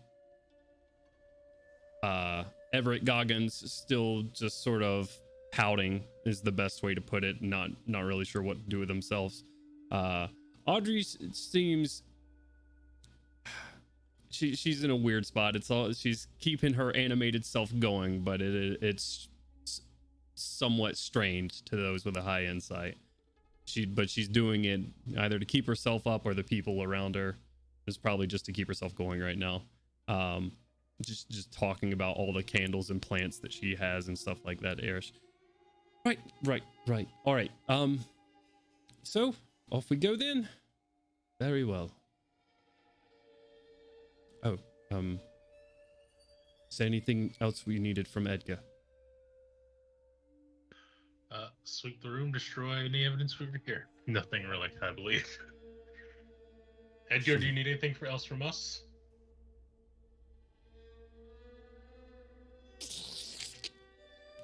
Sorry, I was cleaning up a mess in the basement. No, I do not believe so. You have settled all your debts. I do believe you are paid. So fair travels. Indeed. Thank you very much for your care. Of course. We will recommend you with glowing reviews. Please do. Especially to your horrible friends. I think you'll get quite a few of those, no doubt, in the coming days. Wonderful. Enjoy yourself. Farewell. I shall. I must go. And he just morphs back into the wall. Anyway, into the car we go. You guys passing through the corridors and stuff like that. Erish helping you with your bags and whatnot. Some hands just sort of like pop out of the floor and carry the heavier bags just on the ground all the way down the stairs outside of the chateau. And you guys make your way back to the warehouse.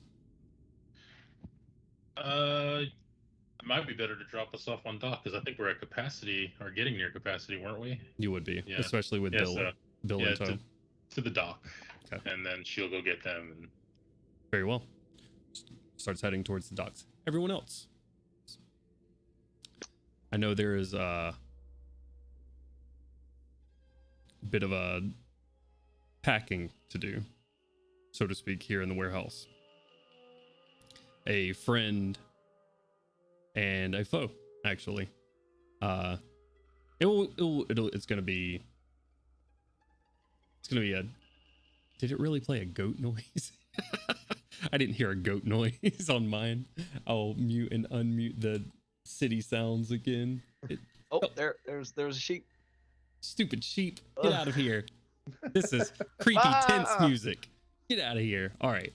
A friend and a foe that you're going to be boxing up. Is there anything special, or is it just silent work the whole time? On my end, yeah. I'm just Okay.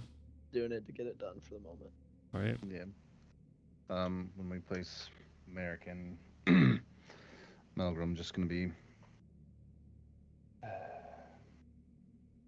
Don't know who you are, man. But rest easy now.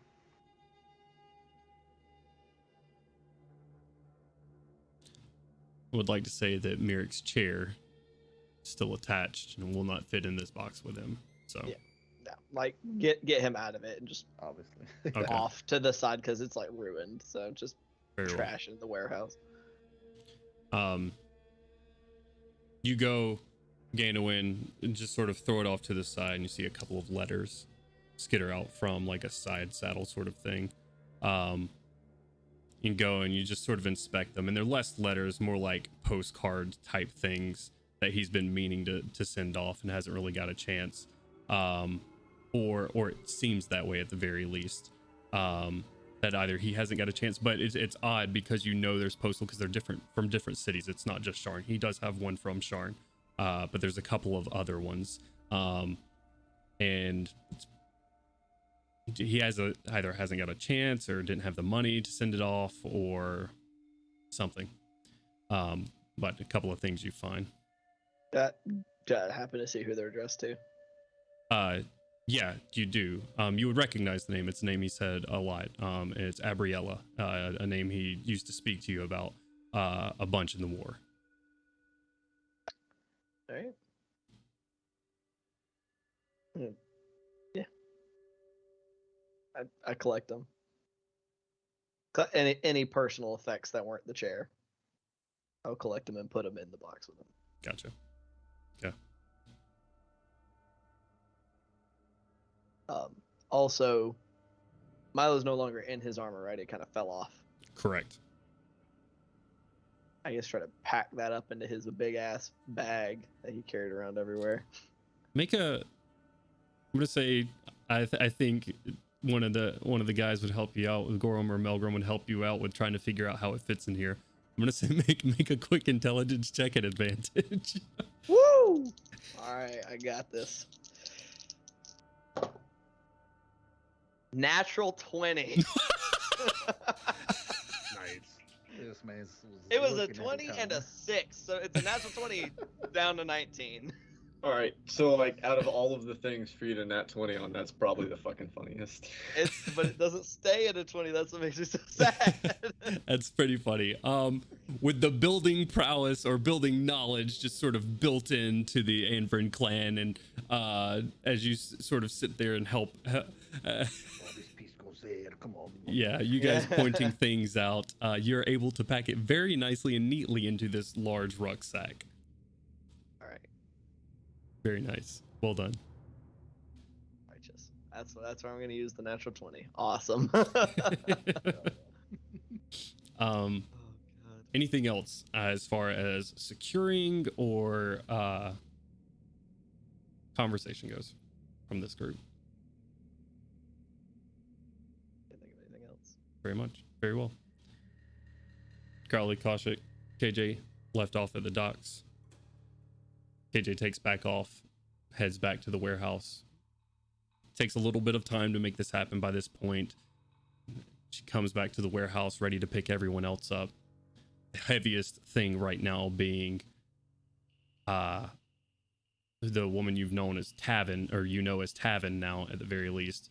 Being able to lift her up is quite heavy, though not quite as heavy as Milo's armor. It seems to be, while heavy and just by nature of armor, it's fairly light considering it. But getting her up in there, and Milo's armor as well in his rucksack. Artyom's still passed out form, just sort of slumped in a seat. You guys load up as well. Take out of the warehouse and back to the docks. What's up? Before they join us at the docks, I do want to speak to Audrey and Father. I can't remember his name. Everett. Yeah. Everett. Yeah, I do want to prepare them and let them know that, just so you guys know, Milo did take a pretty big brunt of the fight, and he is okay. He's alive, but he is incapacitated at the moment. In and out of consciousness. He is okay, but just wanted you guys to be aware that he's not going to be all with us when you see him. Oh no. He's all right. Don't be too worried. I just didn't want it to surprise you when What happened he to rolled him? up. Someone tried to hurt him, and he had to fight. Who tried to hurt him? And then she just like It's a long cuts off. Make an insight check for me real quick, question.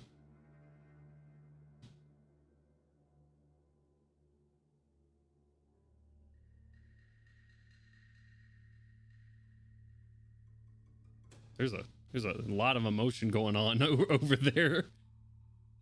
Is it another natural one? I just want you to guess what I rolled. Yeah, it is. Oh no! I'm so Plus sorry. 9, so it's a dirty 10. It's a 10 with a little tinge of guilt to it. Okay. With that, you just Audrey's voice. Wait, that might have been a 7. My 1s and 7s look very similar. I don't know if but they're right beside each other, so I don't know if I picked it up and moved it to the left or not. So I'm just gonna say 1. Okay. All right. Very well. You tell her she's very worried. You could tell her not to worry, but she is very worried currently. It seems, and yeah. The rest of you get flown onto the docks from the sky carriage. The ship large enough, people willing to help you out, deckhands and stuff, so you don't have to worry about with your cargo and stuff. People are very respectful. You've told them that you're going to be shipping a couple of bodies to be buried. They're very respectful of it. A couple of them, as they're just sort of going up the plank to the ship itself. You see the guy who's been talking to you, Crowley, seemingly like a captain or a first mate of some sort, at very least, like takes his little paperboy hat off, like just as they pass by, just out of respect, like revealing a balding head. But they help you out. And you guys load up on the ship and head out for the night, because he is leaving right now, unless there's anything else anybody would like to do. Yes. We did send off the message to Nilbo. Correct. That did happen, Matt.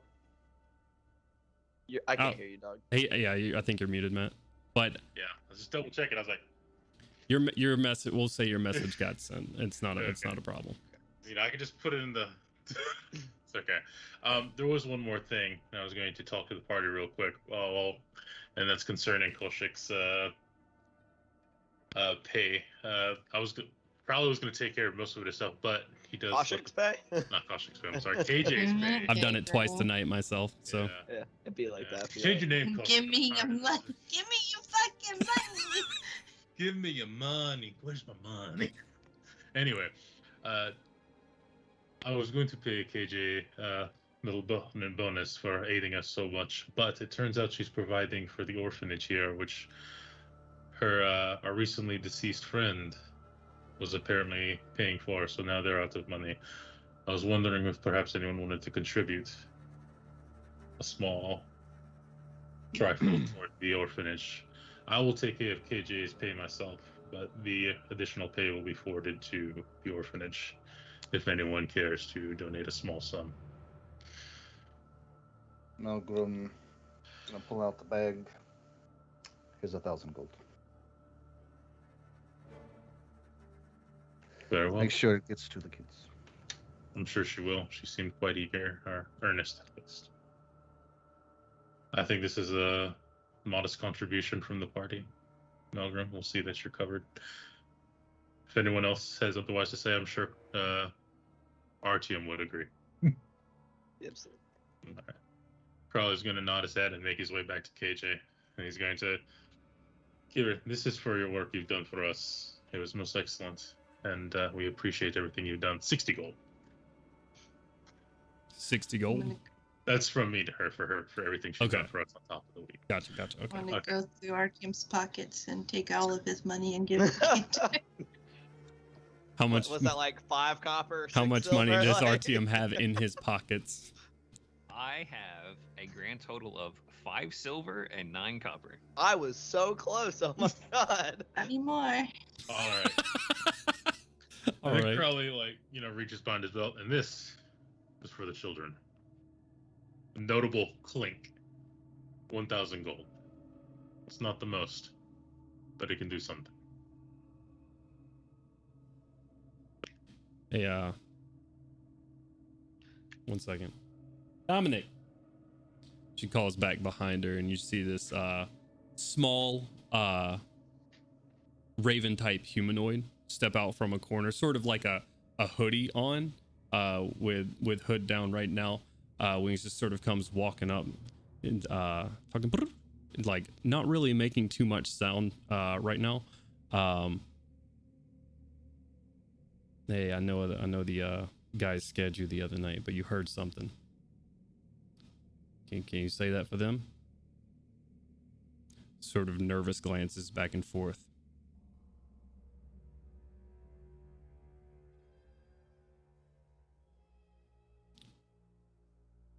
It takes a long minute for this Kinku to get the nerve to say much at all.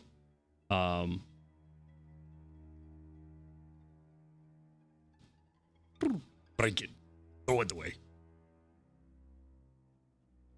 Break it. Throw it away. Yeah. The other thing.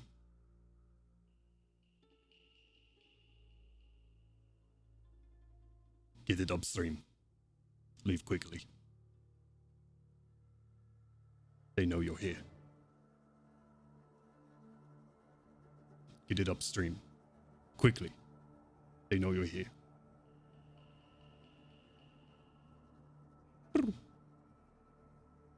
And that's it. Good job, man.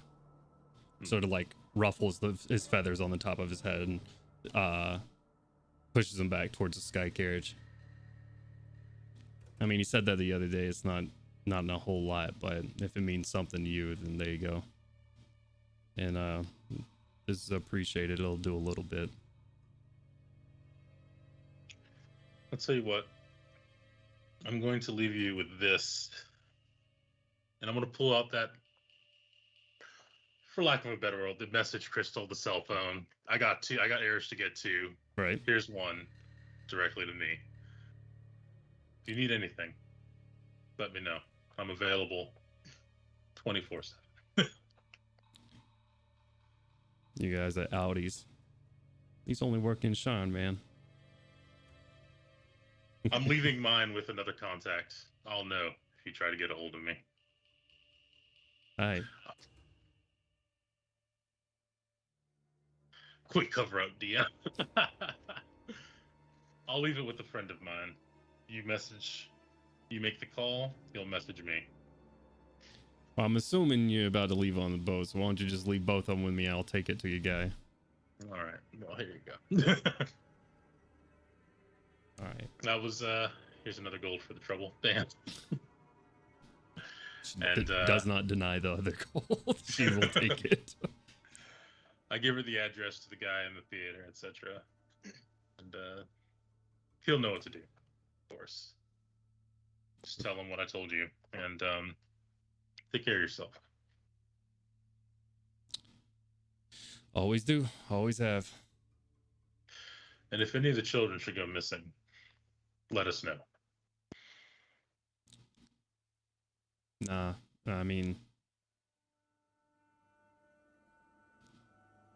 that was weird, but no one else.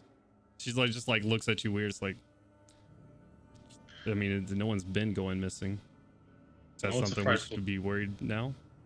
It's a frightful time in Corvair. Children have been going missing in other cities. If it starts, I urge you to let us know. Okay, yeah. I mean, I feel like I would have. I mean, where I live, I feel like I would have heard something about that. It pays to have an ear in the ground, and we pay well. Yeah. Take care of yourself, KJ. I'll too. Kraz can turn around and get on the boat. I would also like to talk to KJ Okay. alone before like while everybody's loading onto the boat, like right before we're all about to head out. Okay. Okay, so before he does that, I'm just gonna take her hand and I'm just gonna say, "I'm so sorry," and then just turn around and walk away. She goes to like say something, but stops herself. Ganon, as you're sort of approaching her, she's like loading Dominic into the sky carriage and just like, hey, strap in. Hey, and he's like, "Hey, don't give me fucking back talk. I mean, freaking back talk." And then you hear Dominic, "Hey, don't give me fucking back talk." I was pretty sure he's probably heard we're starting hanging around on the dog. Yeah, but it's not in my voice. Hey, don't give me no fucking back talk. Stop. Anyhow, Galar Jedek, it has been a pleasure. I know it's a lot more than probably you wanted at all. But Chill with the full government, my friend. Jeez. regardless, thank you. Then it's weird. You grew up on the streets too, so it's funny how life goes. Made me a killer, and you drive a taxi. Yeah. Few things different. Maybe it'd be swapped. I don't know. Regardless, thank you. Yeah. And I know they gave you some, but I wanted to contribute some too, and I'm gonna hand her a pouch with 1,554 gold pieces in it. And use some of that for you and some for those kids too. At least make sure they can eat. Yeah, Wooly. Good luck. Good luck. Yeah. I'm gonna turn around and walk on the boat. Okay. Closing up, pulling the gangplank off, rather. And you guys sail off into the night. Making your way from the docks of Sharn with Erish, Bill, Audrey and Everett Goggins, Fallen Myrick, a semi-conscious Milo in and out. You see as you guys bring Milo on board, sort of just like supporting him the best you can, bringing him up on dock. He's not surprisingly not so heavy. He's pretty light actually without the armor on. So bringing all of his belongings and everything. Erish helps as well, and he comes over to you, Gorham and Melgrim. Erish does. When he does, he says, your bags. I did pack your grandfather's stone belongings. Seems weird here. I'm not sure. It felt wrong getting rid of them, so they are in your bag. I did wrap them. They shouldn't be getting on any clothes or anything that you have, but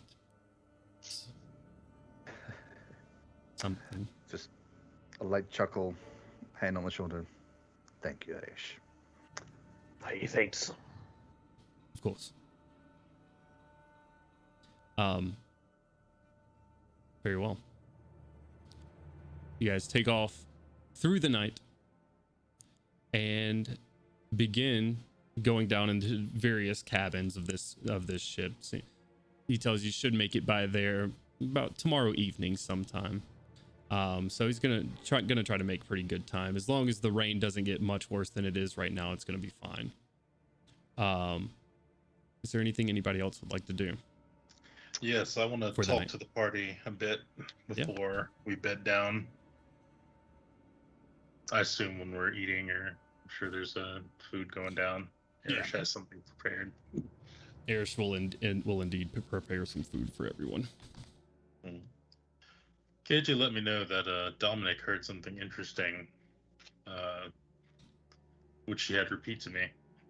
Apparently they're headed upstream. Leave quickly. They know you're here. That's what he heard.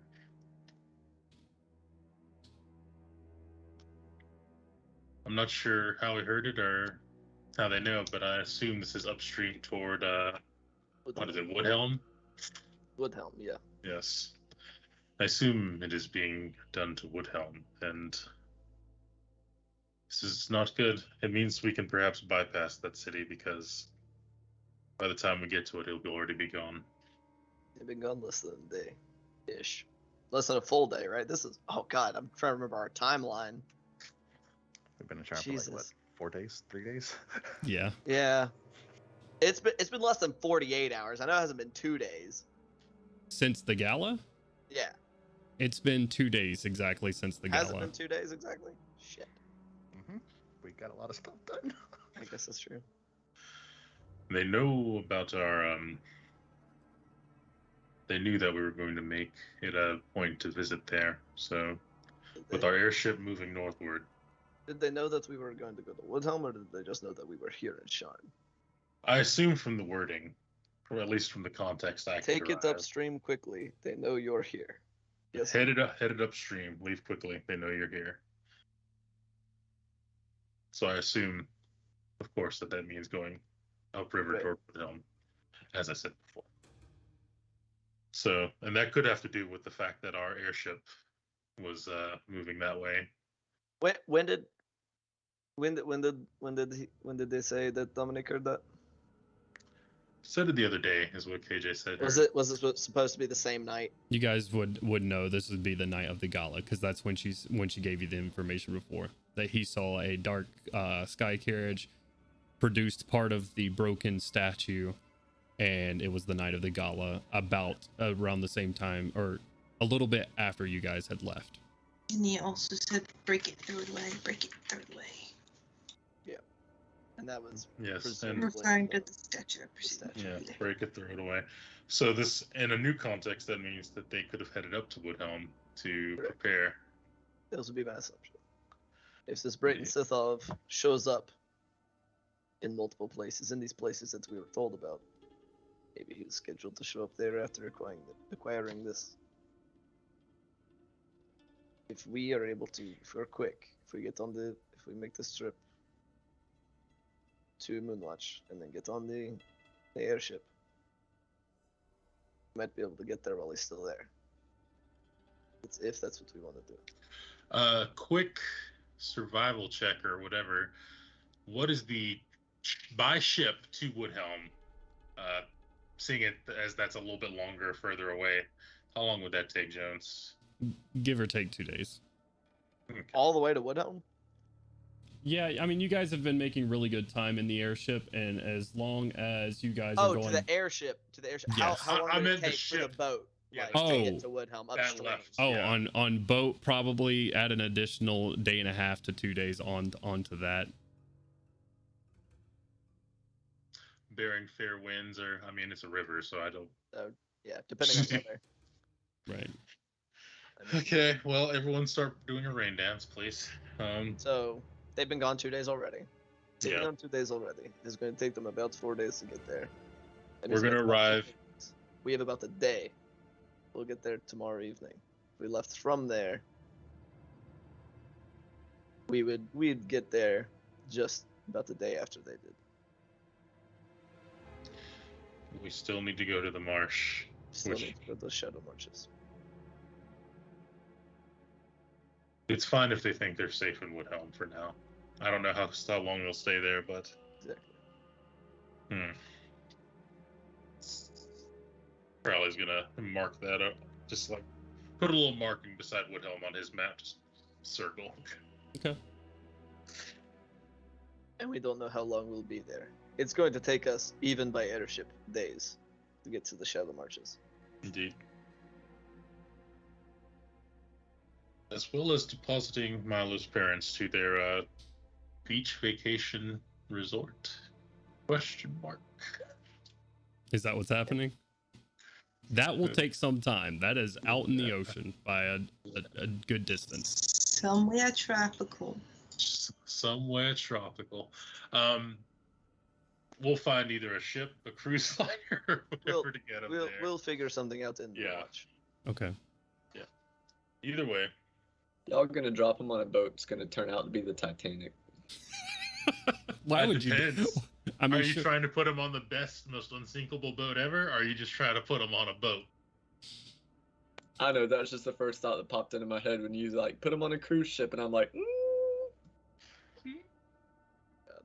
No, one with a good track record. None that are like first voyage ever. We're unsinkable. Hey, Okay. we're not falling for that tourist trap.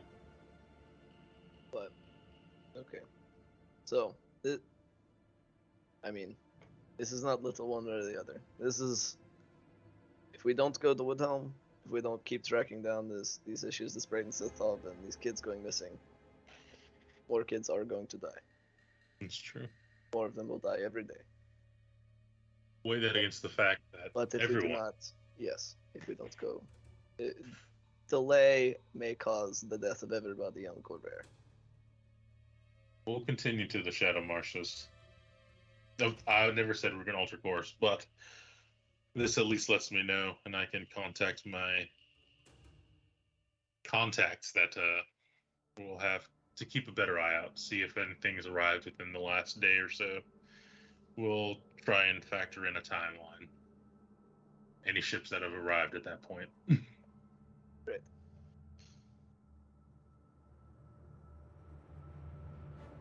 All right. Well,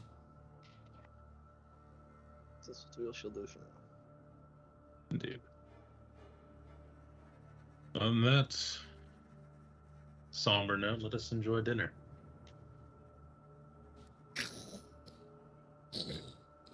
Sort of low rumbling thunder outside. The rain gets a little bit heavier on top of the deck. Carlos spreads his hands as his mask smiles. Perhaps another day. Perhaps. Or just perhaps another day for us. We shall see. Indeed. Jot note, jot note, jot note. Anything else anybody would like to do before heading off to bed tonight? I'm gonna try to find those 2 printouts of Milo's that were the translations of that wall. Okay. Milo is semi-conscious, so I'm gonna let you guys role play this out unless Milo's just completely out. Yeah, that was Yeah. my thing. I would either root through his stuff if he's completely unconscious, but if he is semi-conscious, hey Milo, are you awake, buddy? You walk in, his mother Audrey's Yeah, just what's sort of up? stroking his hair. Hey, you still have those 2 printouts from the hospital from that wall? Yeah. In the satchel, the small one, front pocket, second folder. I go as directed. Yeah. As like, are they like in the folder? Like they have their own folder. Yeah, like Unless, okay. stacks of manila folders or whatever to separate his stuff. I pluck out that one. I'm gonna borrow this for a little bit, okay? Yeah. How's Archie? Still asleep, but still alive. So we'll see. Okay. Rest up, buddy. Just gonna Yeah. pat him on the shoulder and walk out to wherever like my bunk is or whatever, and I'm gonna take out the translation as well as the original text, and I'm gonna start trying to kind of pair up words and stuff. Okay. I'd like you to make an intelligence saving throw, please. Sure. 19 down to an 18. Okay. Very well. Anything else anybody would like to do? Now the paper's gonna grow tentacles. Bruh. Hell yeah. Yes. I would like to track down Everett Goggins and speak with him. Okay. Say Everett right at the very moment isn't really hanging out with Audrey and Milo. Just sort of found a small like side table and chair and is just sort of sitting there swaying with the boat right now, under deck still, not sitting out in the rain or anything dramatic. That'd be ridiculous. But he's just sort of sitting there, small like lantern just sort of rocking in the waves with him as he sits there.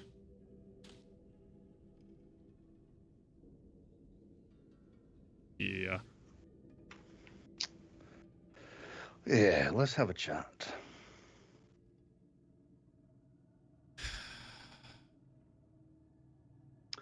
Well, let me see how to say this. Your son, along with his friends, have dealt with the Tarkanan threat better than you could.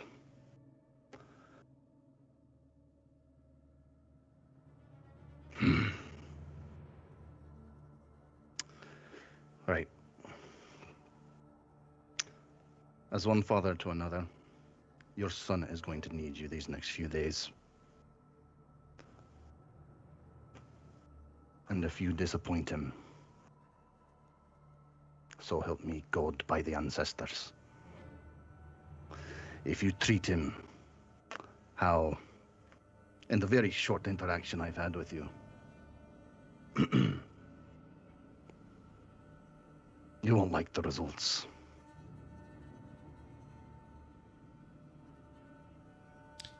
Go ahead and make an intimidation check for me, and I'll say you can use your at advantage. You can use your strength modifier.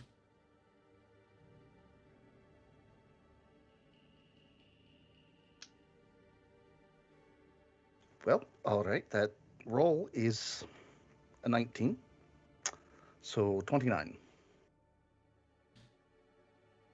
And just sit there talking to him, getting a little bit fierce in the latter part of the conversation, your fingers digging into the wood as it just sort of, this side of the wood just sort of like splinters into your hands. Listen, I mean, yeah, I made a mistake, all right? Yeah, I've never been perfect, and I've never claimed to be. But, kid's not even gonna want me around right now, so you don't have to threaten. I'm here. I'm gonna do what I can. I don't even know, man. Right. I don't know. He's a very nice kid. He will forgive you. You just need to prove yourself more. Even if you have to feign interest in what he's interested in. Sometimes that's what fathers have to do, right?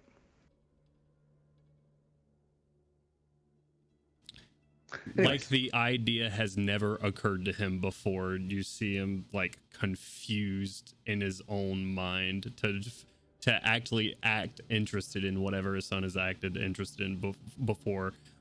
Like a secret light bulb has come on in a socket and says, I mean, I could try.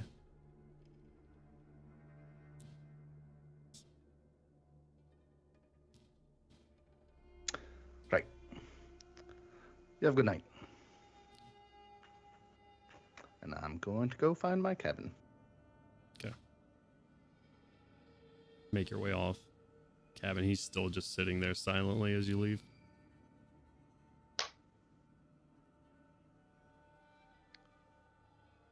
Anything else from anybody? On a separate note, I meant to say this, but I thought about it earlier. Throughout the night, I'm gonna keep a hold of the kukri. Just kind of twirling between fingers and stuff. Just every now and then, just kind of staring at him for a little bit. To break the meta a little bit, will Gainwin be attuning? I am attuning to them. Yes. Okay. If they require attunement. Indeed, they do. Okay. Okay. You can add. I can't believe I forgot the name to my bitch. Bruh. Fuck Chucks. No, they're not. They have Machete Chucks. really cool names. But I remember their names, but I don't remember what order they're in actually. Shit. Echo and Memento. Oh. To your inventory. Alrighty. Okay.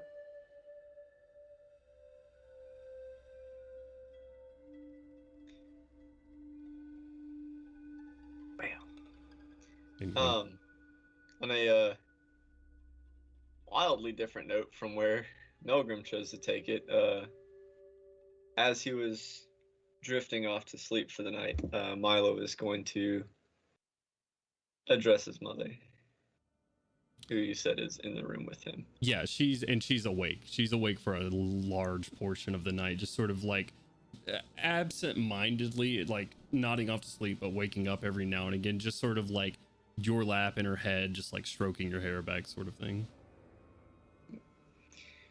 His eyes probably closed at this point, still just completely drained. Hey, Ma. Yeah, sweetie.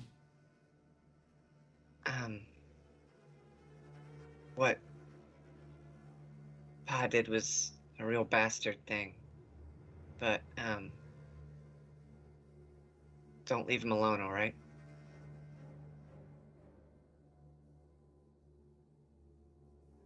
I don't know where things are gonna go, but there's a lot to work through. Don't wanna leave him completely alone. He's on a boat full of sailors. You know what I mean, Ma. I know what you mean. Good night, Ma.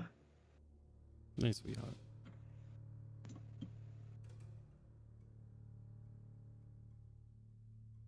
Okay. Anything else for tonight? Very well. Slumber takes the majority of you, getting a much needed long rest. The sound of rain and not loud cracking lightning, but just slow rolling thunder. That's a storm blowing up from the south, bringing some warm winds, warmer than you've had in the past couple of weeks at the very least. Artyom.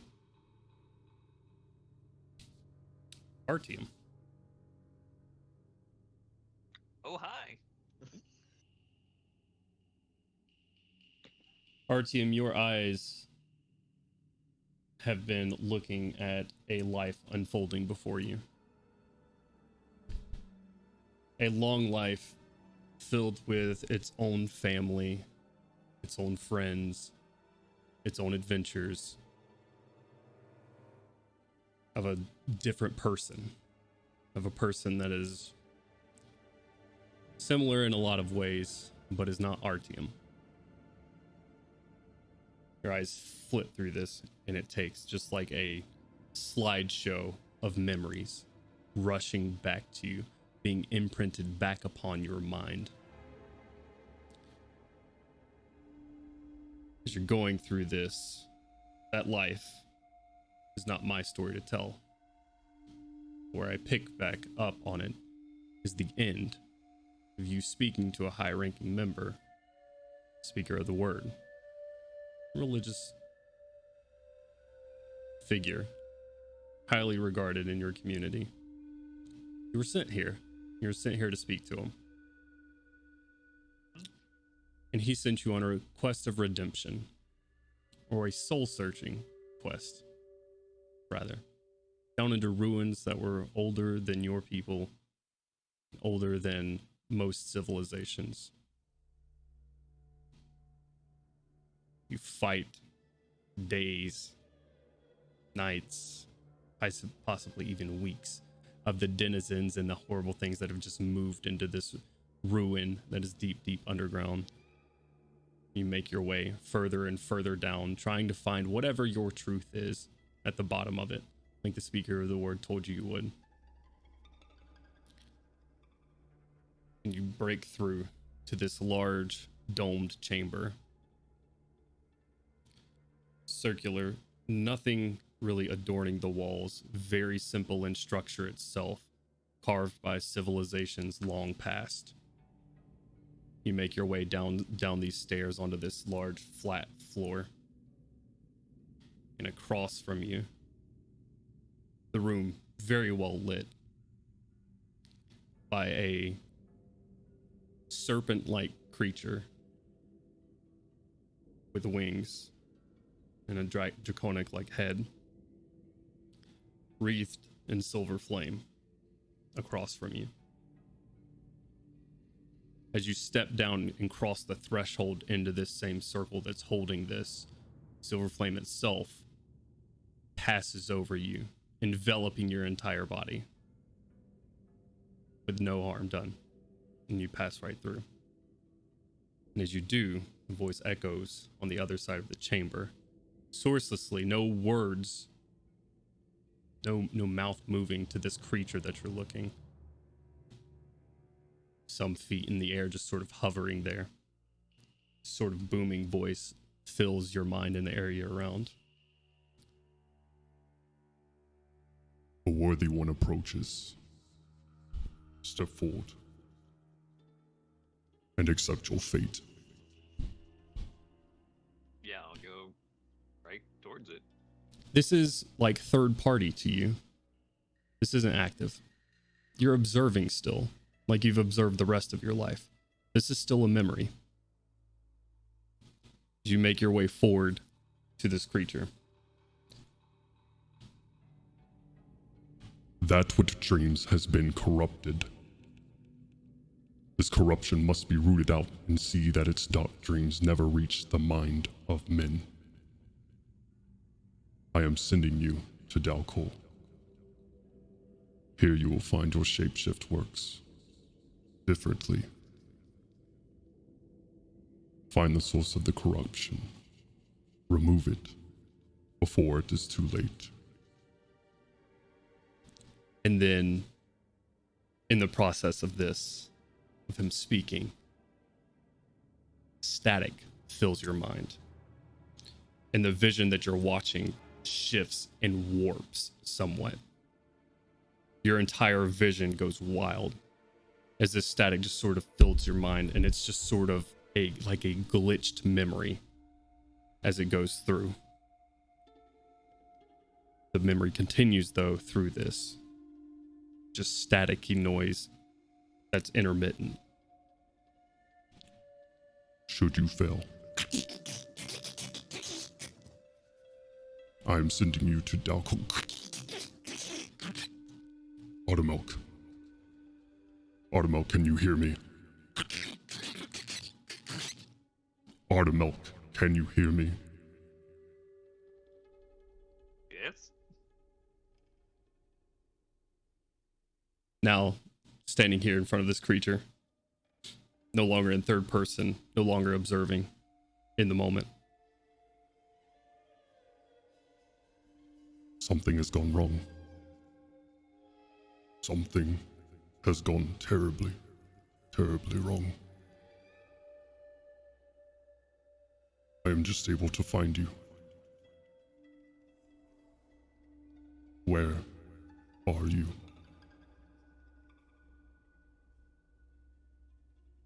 Is it still? And you said it doesn't feel like a dream anymore. The best way I can describe it is, it seems like this thing might, whatever this entity is, may be speaking to you through a memory. I am in Sharn. It's been a time.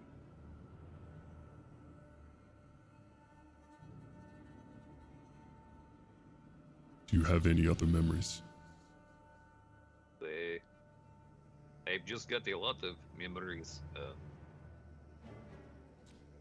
Artemal, do you know what the year is? Yes, the out of character, isn't it 986?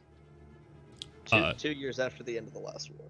Right. Well, now 3, because you guys just went to the third anniversary of the morning. Yes.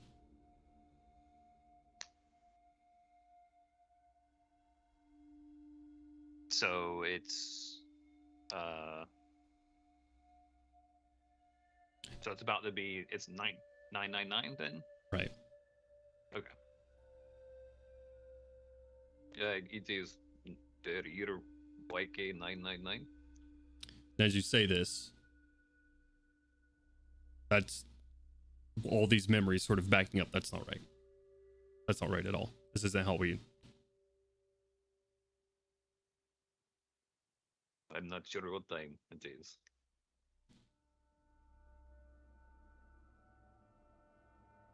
I don't know what happened. Something intervened. You never made it to Dalcol. Right, I am a little fuzzy on whatever happened when you sent me. I've been at least some other place for 10, 11 years or so. RGM sort of filling your mind as you're trying to recall, doing your best now, straining, using... I'd like you to go ahead and make a wisdom saving throw. And it's going to be at advantage because you are a Clash Star. That's a 19 plus things. 28. 28, you reveal sort of in your mind the last moments of what Artemelk remembers before you became Artyom out of a portal in Kabara.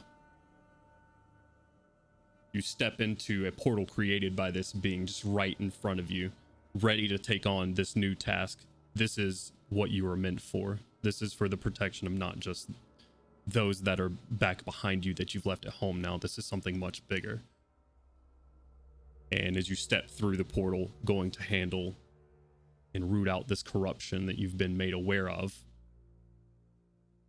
time and space just start flying by you as you're teleported through.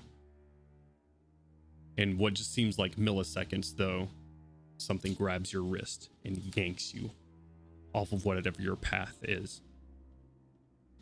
You can't see much of anything other than this rushing of arcane energy surrounding you, the teleporting to Dalcor, the realm you were heading for and destined for. And then just long, slender fingers reaches, two of them reach around your wrists, each arm, clinking metal onto your forearms.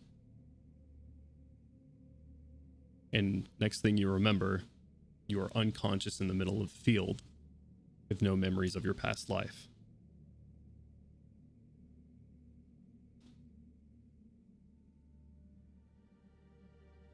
Artemelk, do you have any idea how long it's been? I just know how long it's been since I woke up. Just over a decade. I haven't been able to find you for 1,500 years. It's a lot of time.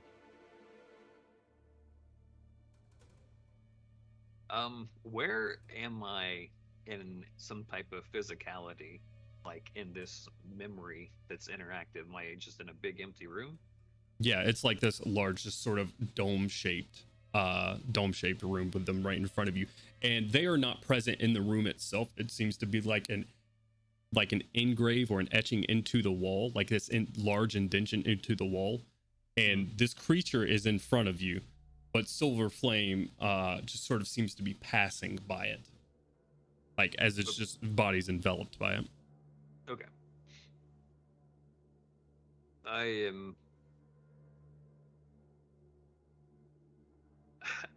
I'm going to sit down at that just on the floor. Okay.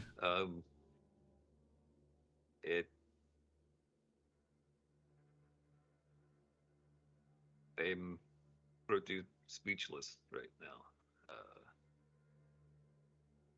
I don't even know for sure what this task I was sent on was. You wanted me to go to Dalcor.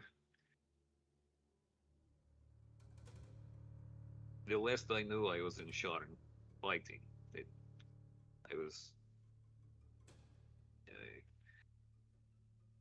had an incident.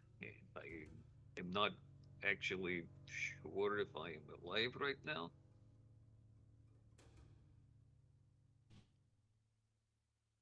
You are. I have found you. Okay. Is this my... Are you going to send me back on this path? The path that was laid out. Something much worse is coming now. Yeah, Zoriat's coming back to Eberron.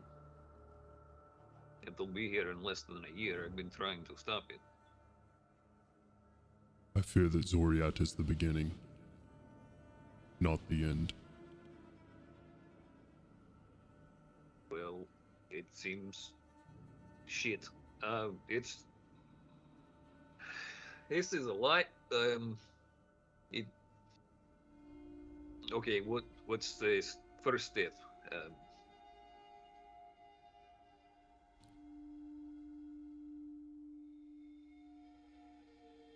Wake up. Kind of look down at myself.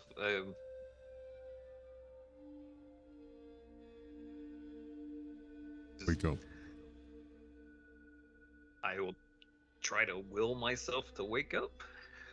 I'm not used to having any type of dreams, just memories, being a Kalashtar, so this is having a weird thing that's not happened before to me happen in a dream's a completely novel experience, so I don't even have like any concept of something like this being a normal thing for me. So I'm just like, ugh. Go ahead and roll a wisdom saving throw for me. Right. That is a 17. The 17. Artyom, your eyes dart open. You're in a cabin, laid down. You're laying here, soaked in your own sweat right now, breathing incredibly fast. You hear just remnants in the back of your mind. We still have a chance. Keep going on your path.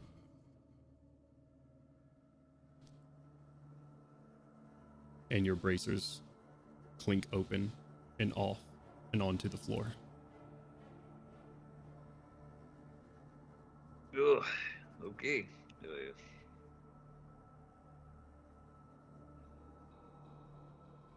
Hello? Oh goodness. It's a scratchy throat. I'm gonna roll to see what time it is.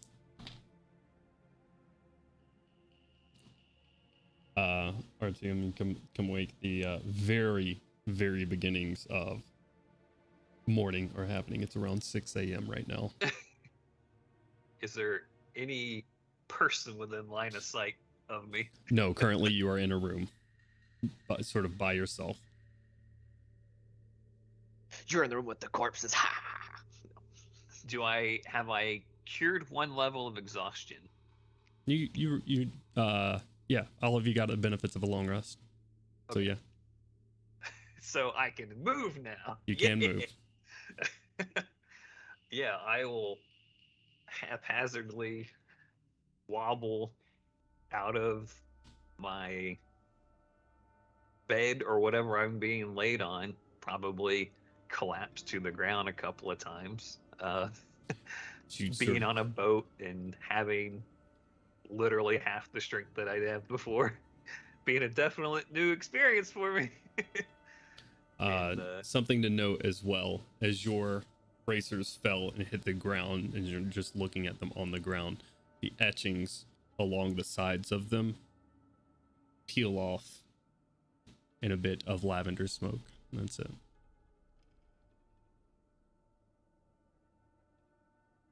All right. It's a weird thing. Okay. Focus. All right. This is the worst hangover of my life, and I'm just going to, still kind of out of it, knock on my door from the inside. And he's like, hello? Just like, just super disoriented. Door opens. You see that sailor there. Right there, buddy. You're looking a little bit better today. Who the fuck are you? Hey, where are my friends? No, thank you for helping me. I died. Help me out. That's a lot of information. Well, they just call me Nichols, so come on. Your friends, is anyone awake at this point? Would anyone be awake at 6 a.m. or so? Crowley would be awake. Sam and Malcolm would probably be awake as well. Is it raining still? There is a decent rain going on. Kashik is still very much asleep. She was tired. Milo. Oh, go ahead. Still doing a big. I'll say Milo's still doing a big snooze. Okay. So Crowley and Melgrim, Gorham awake at this point in the day? Probably. Gotcha. Well, your friends are actually just eating breakfast. It's a little bit wet outside right now, so we got the big table down here. So come on out. I'll help you. No problem. You're kind of a tall Yeah, fella, so just put your hand right here, buddy. All right, thank you. You know, never mind. It's kind of okay. Yep. Whew. We ain't got much in the way of the bass on the ship, but it will be all right. It's a lot better than being dead. And I'll kiss him on the cheek. Leads you over to Crowley, Gorham, and Malcolm, just sort of nibbling on some breakfast rations that they've prepared. Some rough morning coffee or mud water or whatever it is. Is Gandalf awake during this time? Question. Yeah. How many people are in each cabin? Just one. They got small One? cabins, yeah. With the exception of Milo and Audrey. I'd say yes, I'm still in my room though. I'm currently figuring out how far I can throw these machete chucks. The room is all of 7 feet long, so you can hit the other side very frequently, and as you do, And I can yoink. Yeah. Switch sick. I've not been awake for very long. And I was like, check to see if I could test things upstairs. I was like, it's wet as fuck up there. And I went back. I'm performing initial testing. All right. Initial testing. Right then, buddy. Well, here's your friends. I gotta go help up top. You know how it is. Who's in the room? Yeah, thank you so much. And I'll just kind of like stumble over to a chair or something. Yeah, he helps lower you down in a chair. It's Melgrim, Gorham, and Crowley. All right, Save the fellas, spot for where's Milo? Did we get the mail? He's good. Where's Medic? Oh boy. Milo is alive. Okay. Not so good, as you thought yesterday. Unfortunately, Merrick. Kochik's magic could not affect Merrick. Wait, how long have I been out? No more than Like a day now.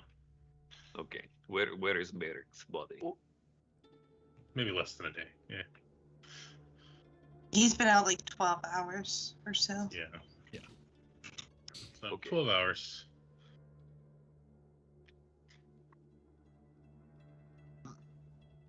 Where is Merrick's body? I've got his body put away in a box, coffin for travel on this boat, in case. In a boat. Where are we heading? What happened to the airship? The airship's heading north as a decoy while we move to Moonwatch. It's going to double back once it's sure that no one's following it, and we'll meet it there. All right. This is a lot to take in right now. Okay. Hey, we can still figure this out. Indeed. Just kind of looking around the room, super confused. Where is Koshik? Does she have the bag of holding? Yes, and she's most likely asleep. She had a very... Most of us are very worn out. She's probably still resting. Yes. All right. It's only 6 a.m. R2. Should probably sit down and have a little something to eat, friend. Yeah, I could use a drink or a live. I'm sure you could. And then just kind of lean in, hand on shoulder. Dying sucks, doesn't it? Yeah, it is a very bad hangover. Okay. Okay. One thing at a time. Drink slowly. I will eat. An hour should make a difference. Hopefully she is up soon. Gandalf is up soon, so he can steal something for me. Make a perception check, RTM. I'll say everybody at the table can make a perception check. RTM, of course, you'll be at disadvantage, but everybody can make a perception check. Oh, 18. 18. 10. 12. Dude. Sorry, guys. Someone just booted me out of Skype. That was weird. Okay. Okay. No, Someone just... pointed it all. That's what I couldn't tell. I was like, I thought he was just listening. No, he's back. Someone, yeah. Oh no, we all just disappeared on the Skype.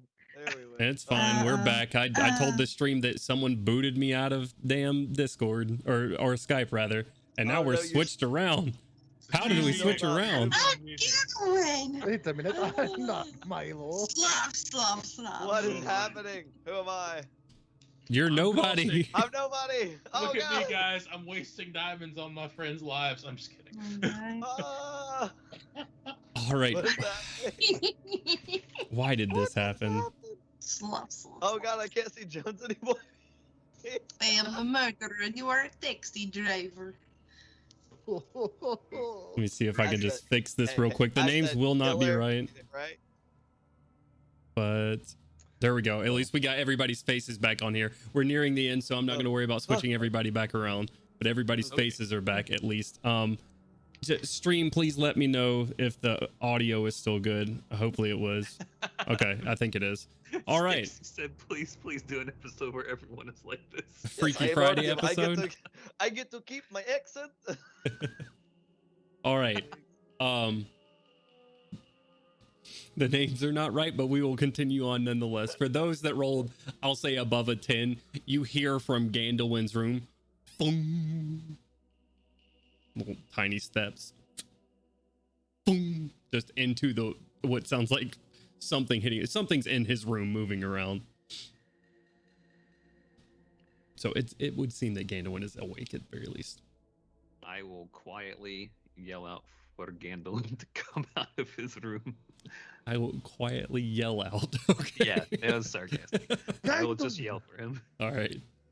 It's a stage whisper. You're no more than like 20 feet from his room, so yeah, you hear RTM's voice, Gandalf, call you from the other room. Gandalf, come I on. will I need Stop you to- playing with the kukri. Kind of shove them in my belt, I guess, and stick my head out. I need you to get the bag of holding from Koshik. If Artyom just Why? rolls like knowledge, common sense, he can just he'll know he can just walk into my room and take the bag. It's a communal bag. Just come take it. I'm not going to I'm not going to walk into someone's room while they're asleep. That'd be weird. But I mean, Gandalf's a thief. Like I said, I squint at you for a second. Boy. Because you won't wake her up, and I will. By the way, I probably look like I just lost. I look super rough because death. But I probably look like I lost about 30 pounds of mass. Yeah, do I notice that he doesn't have his bracers on anymore? What's your like big farmer? My tan. passive is 16. Yeah, I would Or say that's with insight. My passive perception's a 20. So, Oh, yeah, without an issue. okay. Artyom wears a vest, so it's fairly noticeable. Right. I just wanted to make sure. Yeah. Just gonna look at the lack of bracers on his arms. It's been the time. I'm very confused. What? Why do you need me to get what is it? 6 in the morning. Yeah, whatever. I'm just gonna. What do you need it for? I need to see what type of materials we have in the bag of holding. Okay. I'm just gonna walk into Koshik's room. Just fucking. Are you trying to I'm not even sneak gonna or stealth, I'm just gonna walk in. would Koshik lock her door? I'll say there's locks on here. No, I wouldn't lock my door. You wake me up. Yeah, like instantly. Okay, then I'm immediately gonna cast Hold Person towards the door. All right. That's a wisdom save, right? Yeah. 6. I'm stunned or paralyzed. Okay. So we just see like you see Gandalf just Gandalf like flop back not out the knocking the door, As he- walking. whoop. Well, he's his forward momentum right now, but he just stands there and his body locks up, and you just sort of see somewhat sleepy Gandalf at your door. I'm just gonna, cause I can still kind of talk, right? Just gonna go. Your team needs big. Jesus Christ. And I'm gonna, if I can, ancestors. Now, Kosh expand to the ancestors. You lose all of your I claims. don't have to believe it, I'm just saying. And then I'm going to, can I undo hold person or do I just have to wait for it to wear? You know what? No, I'm you just gonna I did not save the second time either. You can drop I'm the just spell. gonna- I'm just gonna push his held body out of the doorway. I'm gonna undo hold person and I'm gonna pick up the bag and Okay, well that was an kinda toss it 18, out. so I close did the door save the and lay third back down. time. Ugh. Joking. There's the bag. You release the hold person on Gandalf as he says that. Sleepy and sore, but you do come to. Okay, so this is why I didn't want to go into the room. All right. Kashik, you see right beside you, so as you sort of approach the threshold of your door, looking out at your party, you see right beside you a somewhat sleepy Arish, poking his head out. Everybody is up quite early. I'm used to you sleeping in, but we didn't drink last night, so I suppose that might be why. Something smells awful. I'll make some decent food for us. Hey, fucking Irish was the dude, the goat. The goat. Oh god. But yeah, I am going to look through the bag of holding and see if we have proper materials that I would need to cast a particular spell. Okay. I mean, I think I've said this before, but I think all of you guys would have gotten what you needed, but also Artemelk leaving with a bag. Maybe RTM didn't know what he had this equipment for. Artemelk Okay. Milk would have had them. Okay. All right. So if it's there, then I will start getting things, pulling shit out to get ready for some magic casting. Where are you setting up at? Yeah, I'm gonna okay, I'm going to need a big space, probably like 10 by 10.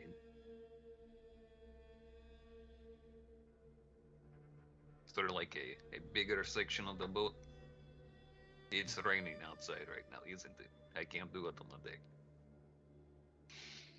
Well, it's What are calming we- down just wait. a little bit. Oh, I'm sorry. I'm eavesdropping. That's my bad. That's okay. Where are we going? I don't know anything that's going on right Oh, we're heading over to Moonwatch. now. Moonwatch. Yeah, Moonwatch. Alright, just Crowley, is there anything that we're supposed to be keeping secret from these people? Well, I hope not. We're all good friends here. Just that we're on travel to Moonwatch, aren't you? Sure. Oh god. You know what? Irish, I'm going to sit right here with these materials. I'm going to take a nap, and you can let me know, and I can have a second breakfast when you're done. Of course. He sort of like leans his head out of his room and just the images are making sounds on Skype. He sort of leans his head out of the room and just the smallest amount of smoke trailing up on the other side. Yeah, of course, not a problem. Do you have any of those hangover candles? I do actually. You think they would work on death? He goes, grabs one, and stops. Well, I Probably mean, not. like for the, I feel like shit. I'm gonna kind of like, wait a minute. Just kind of like look down, like, where's I stabbed? Is there like any holes or anything there? Like, Yeah, I mean, I don't you know see, how this works. you just see giant gash wounds across your midsection where you ran through with that blade. Ugh. Well, that's kind of sexy. Okay. All right. Gandalf, I'm going to need your help for this whenever the storm clears up. All right. Or what? It's like I'm going, raised going to- eyebrow. going to bring Merrick back. Guess you could have tried. It didn't work. Well, I'm going to try again. He's going to do something different. I'm not going to. Maybe it will work this time. I gave it a try. Okay. Thank you. Is there any way I can help you? Sure. This is the first and fourth time I've done this. So, it'll be interesting. It'll,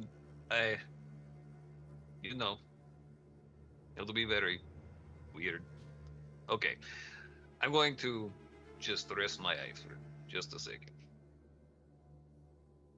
And I'm just gonna.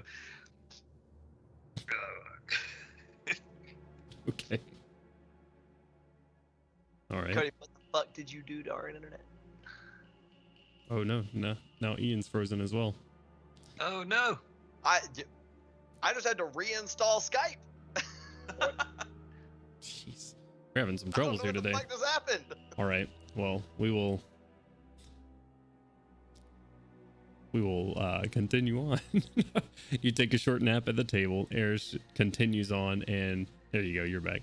Continues on and prepares breakfast, for a decent breakfast for everyone. A bit more filling than whatever garbage you were eating on before, like rations and better coffee. Oh yes, coffee. Coffee good. Thank you, Erish. Of course.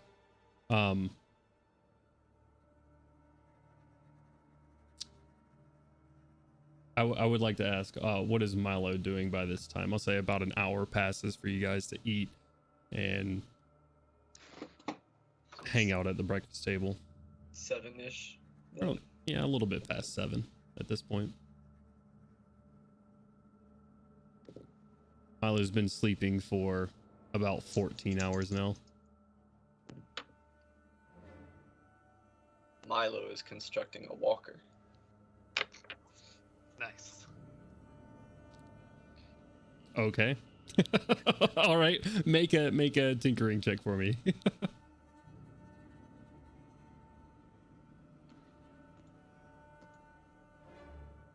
That is a 18. Easily enough. Yeah. Your mom, as you wake up and you just start to get to work, it's like,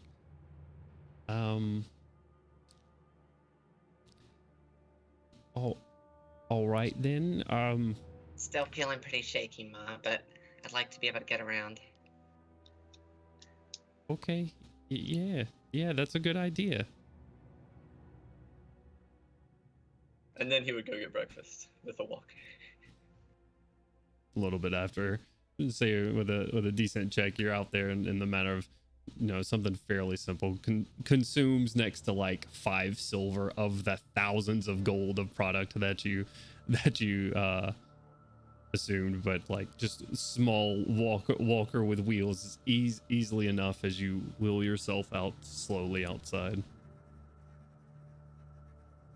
We'll say plus 2.5 feet to your movement speed because of walker. Walker speed. Walker speeder ranger. All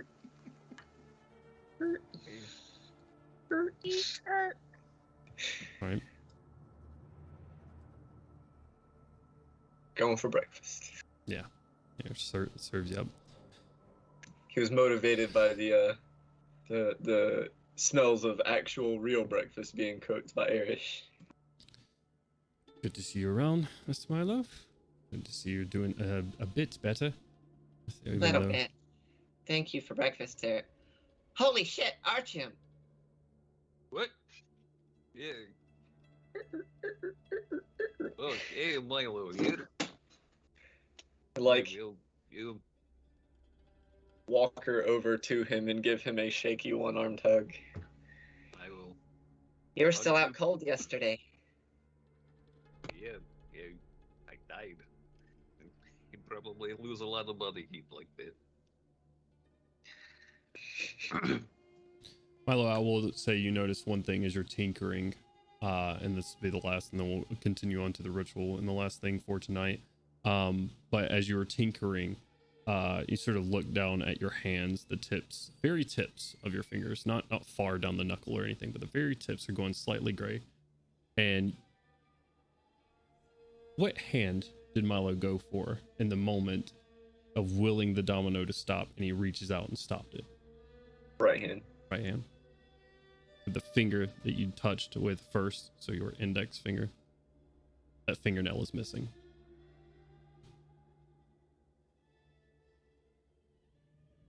Okay. Wow. But battle wounds happen. However, you guys finish a nice meal. Erish is cooked up for you. He still lights the hangover candle, hoping that it helps, but it doesn't. It does smell nice. It smells much like the breakfast that he has, and it sort of eases some of your muscle Can aches I- and whatnot. I'm gonna roll a deception check with disadvantage. Yep. It's a natural one. God damn it. It's a 6 and a 1. So yeah, it's working really good. I feel almost 100%. Give me 1 second. I gotta look at Erish's character sheet. What? Is it possible for him to fail that passive insight? No, but he's trained in insight. With a 23. There's this. Oh shit. Thank you, sir. I do appreciate it. It's you're doing a fantastic job.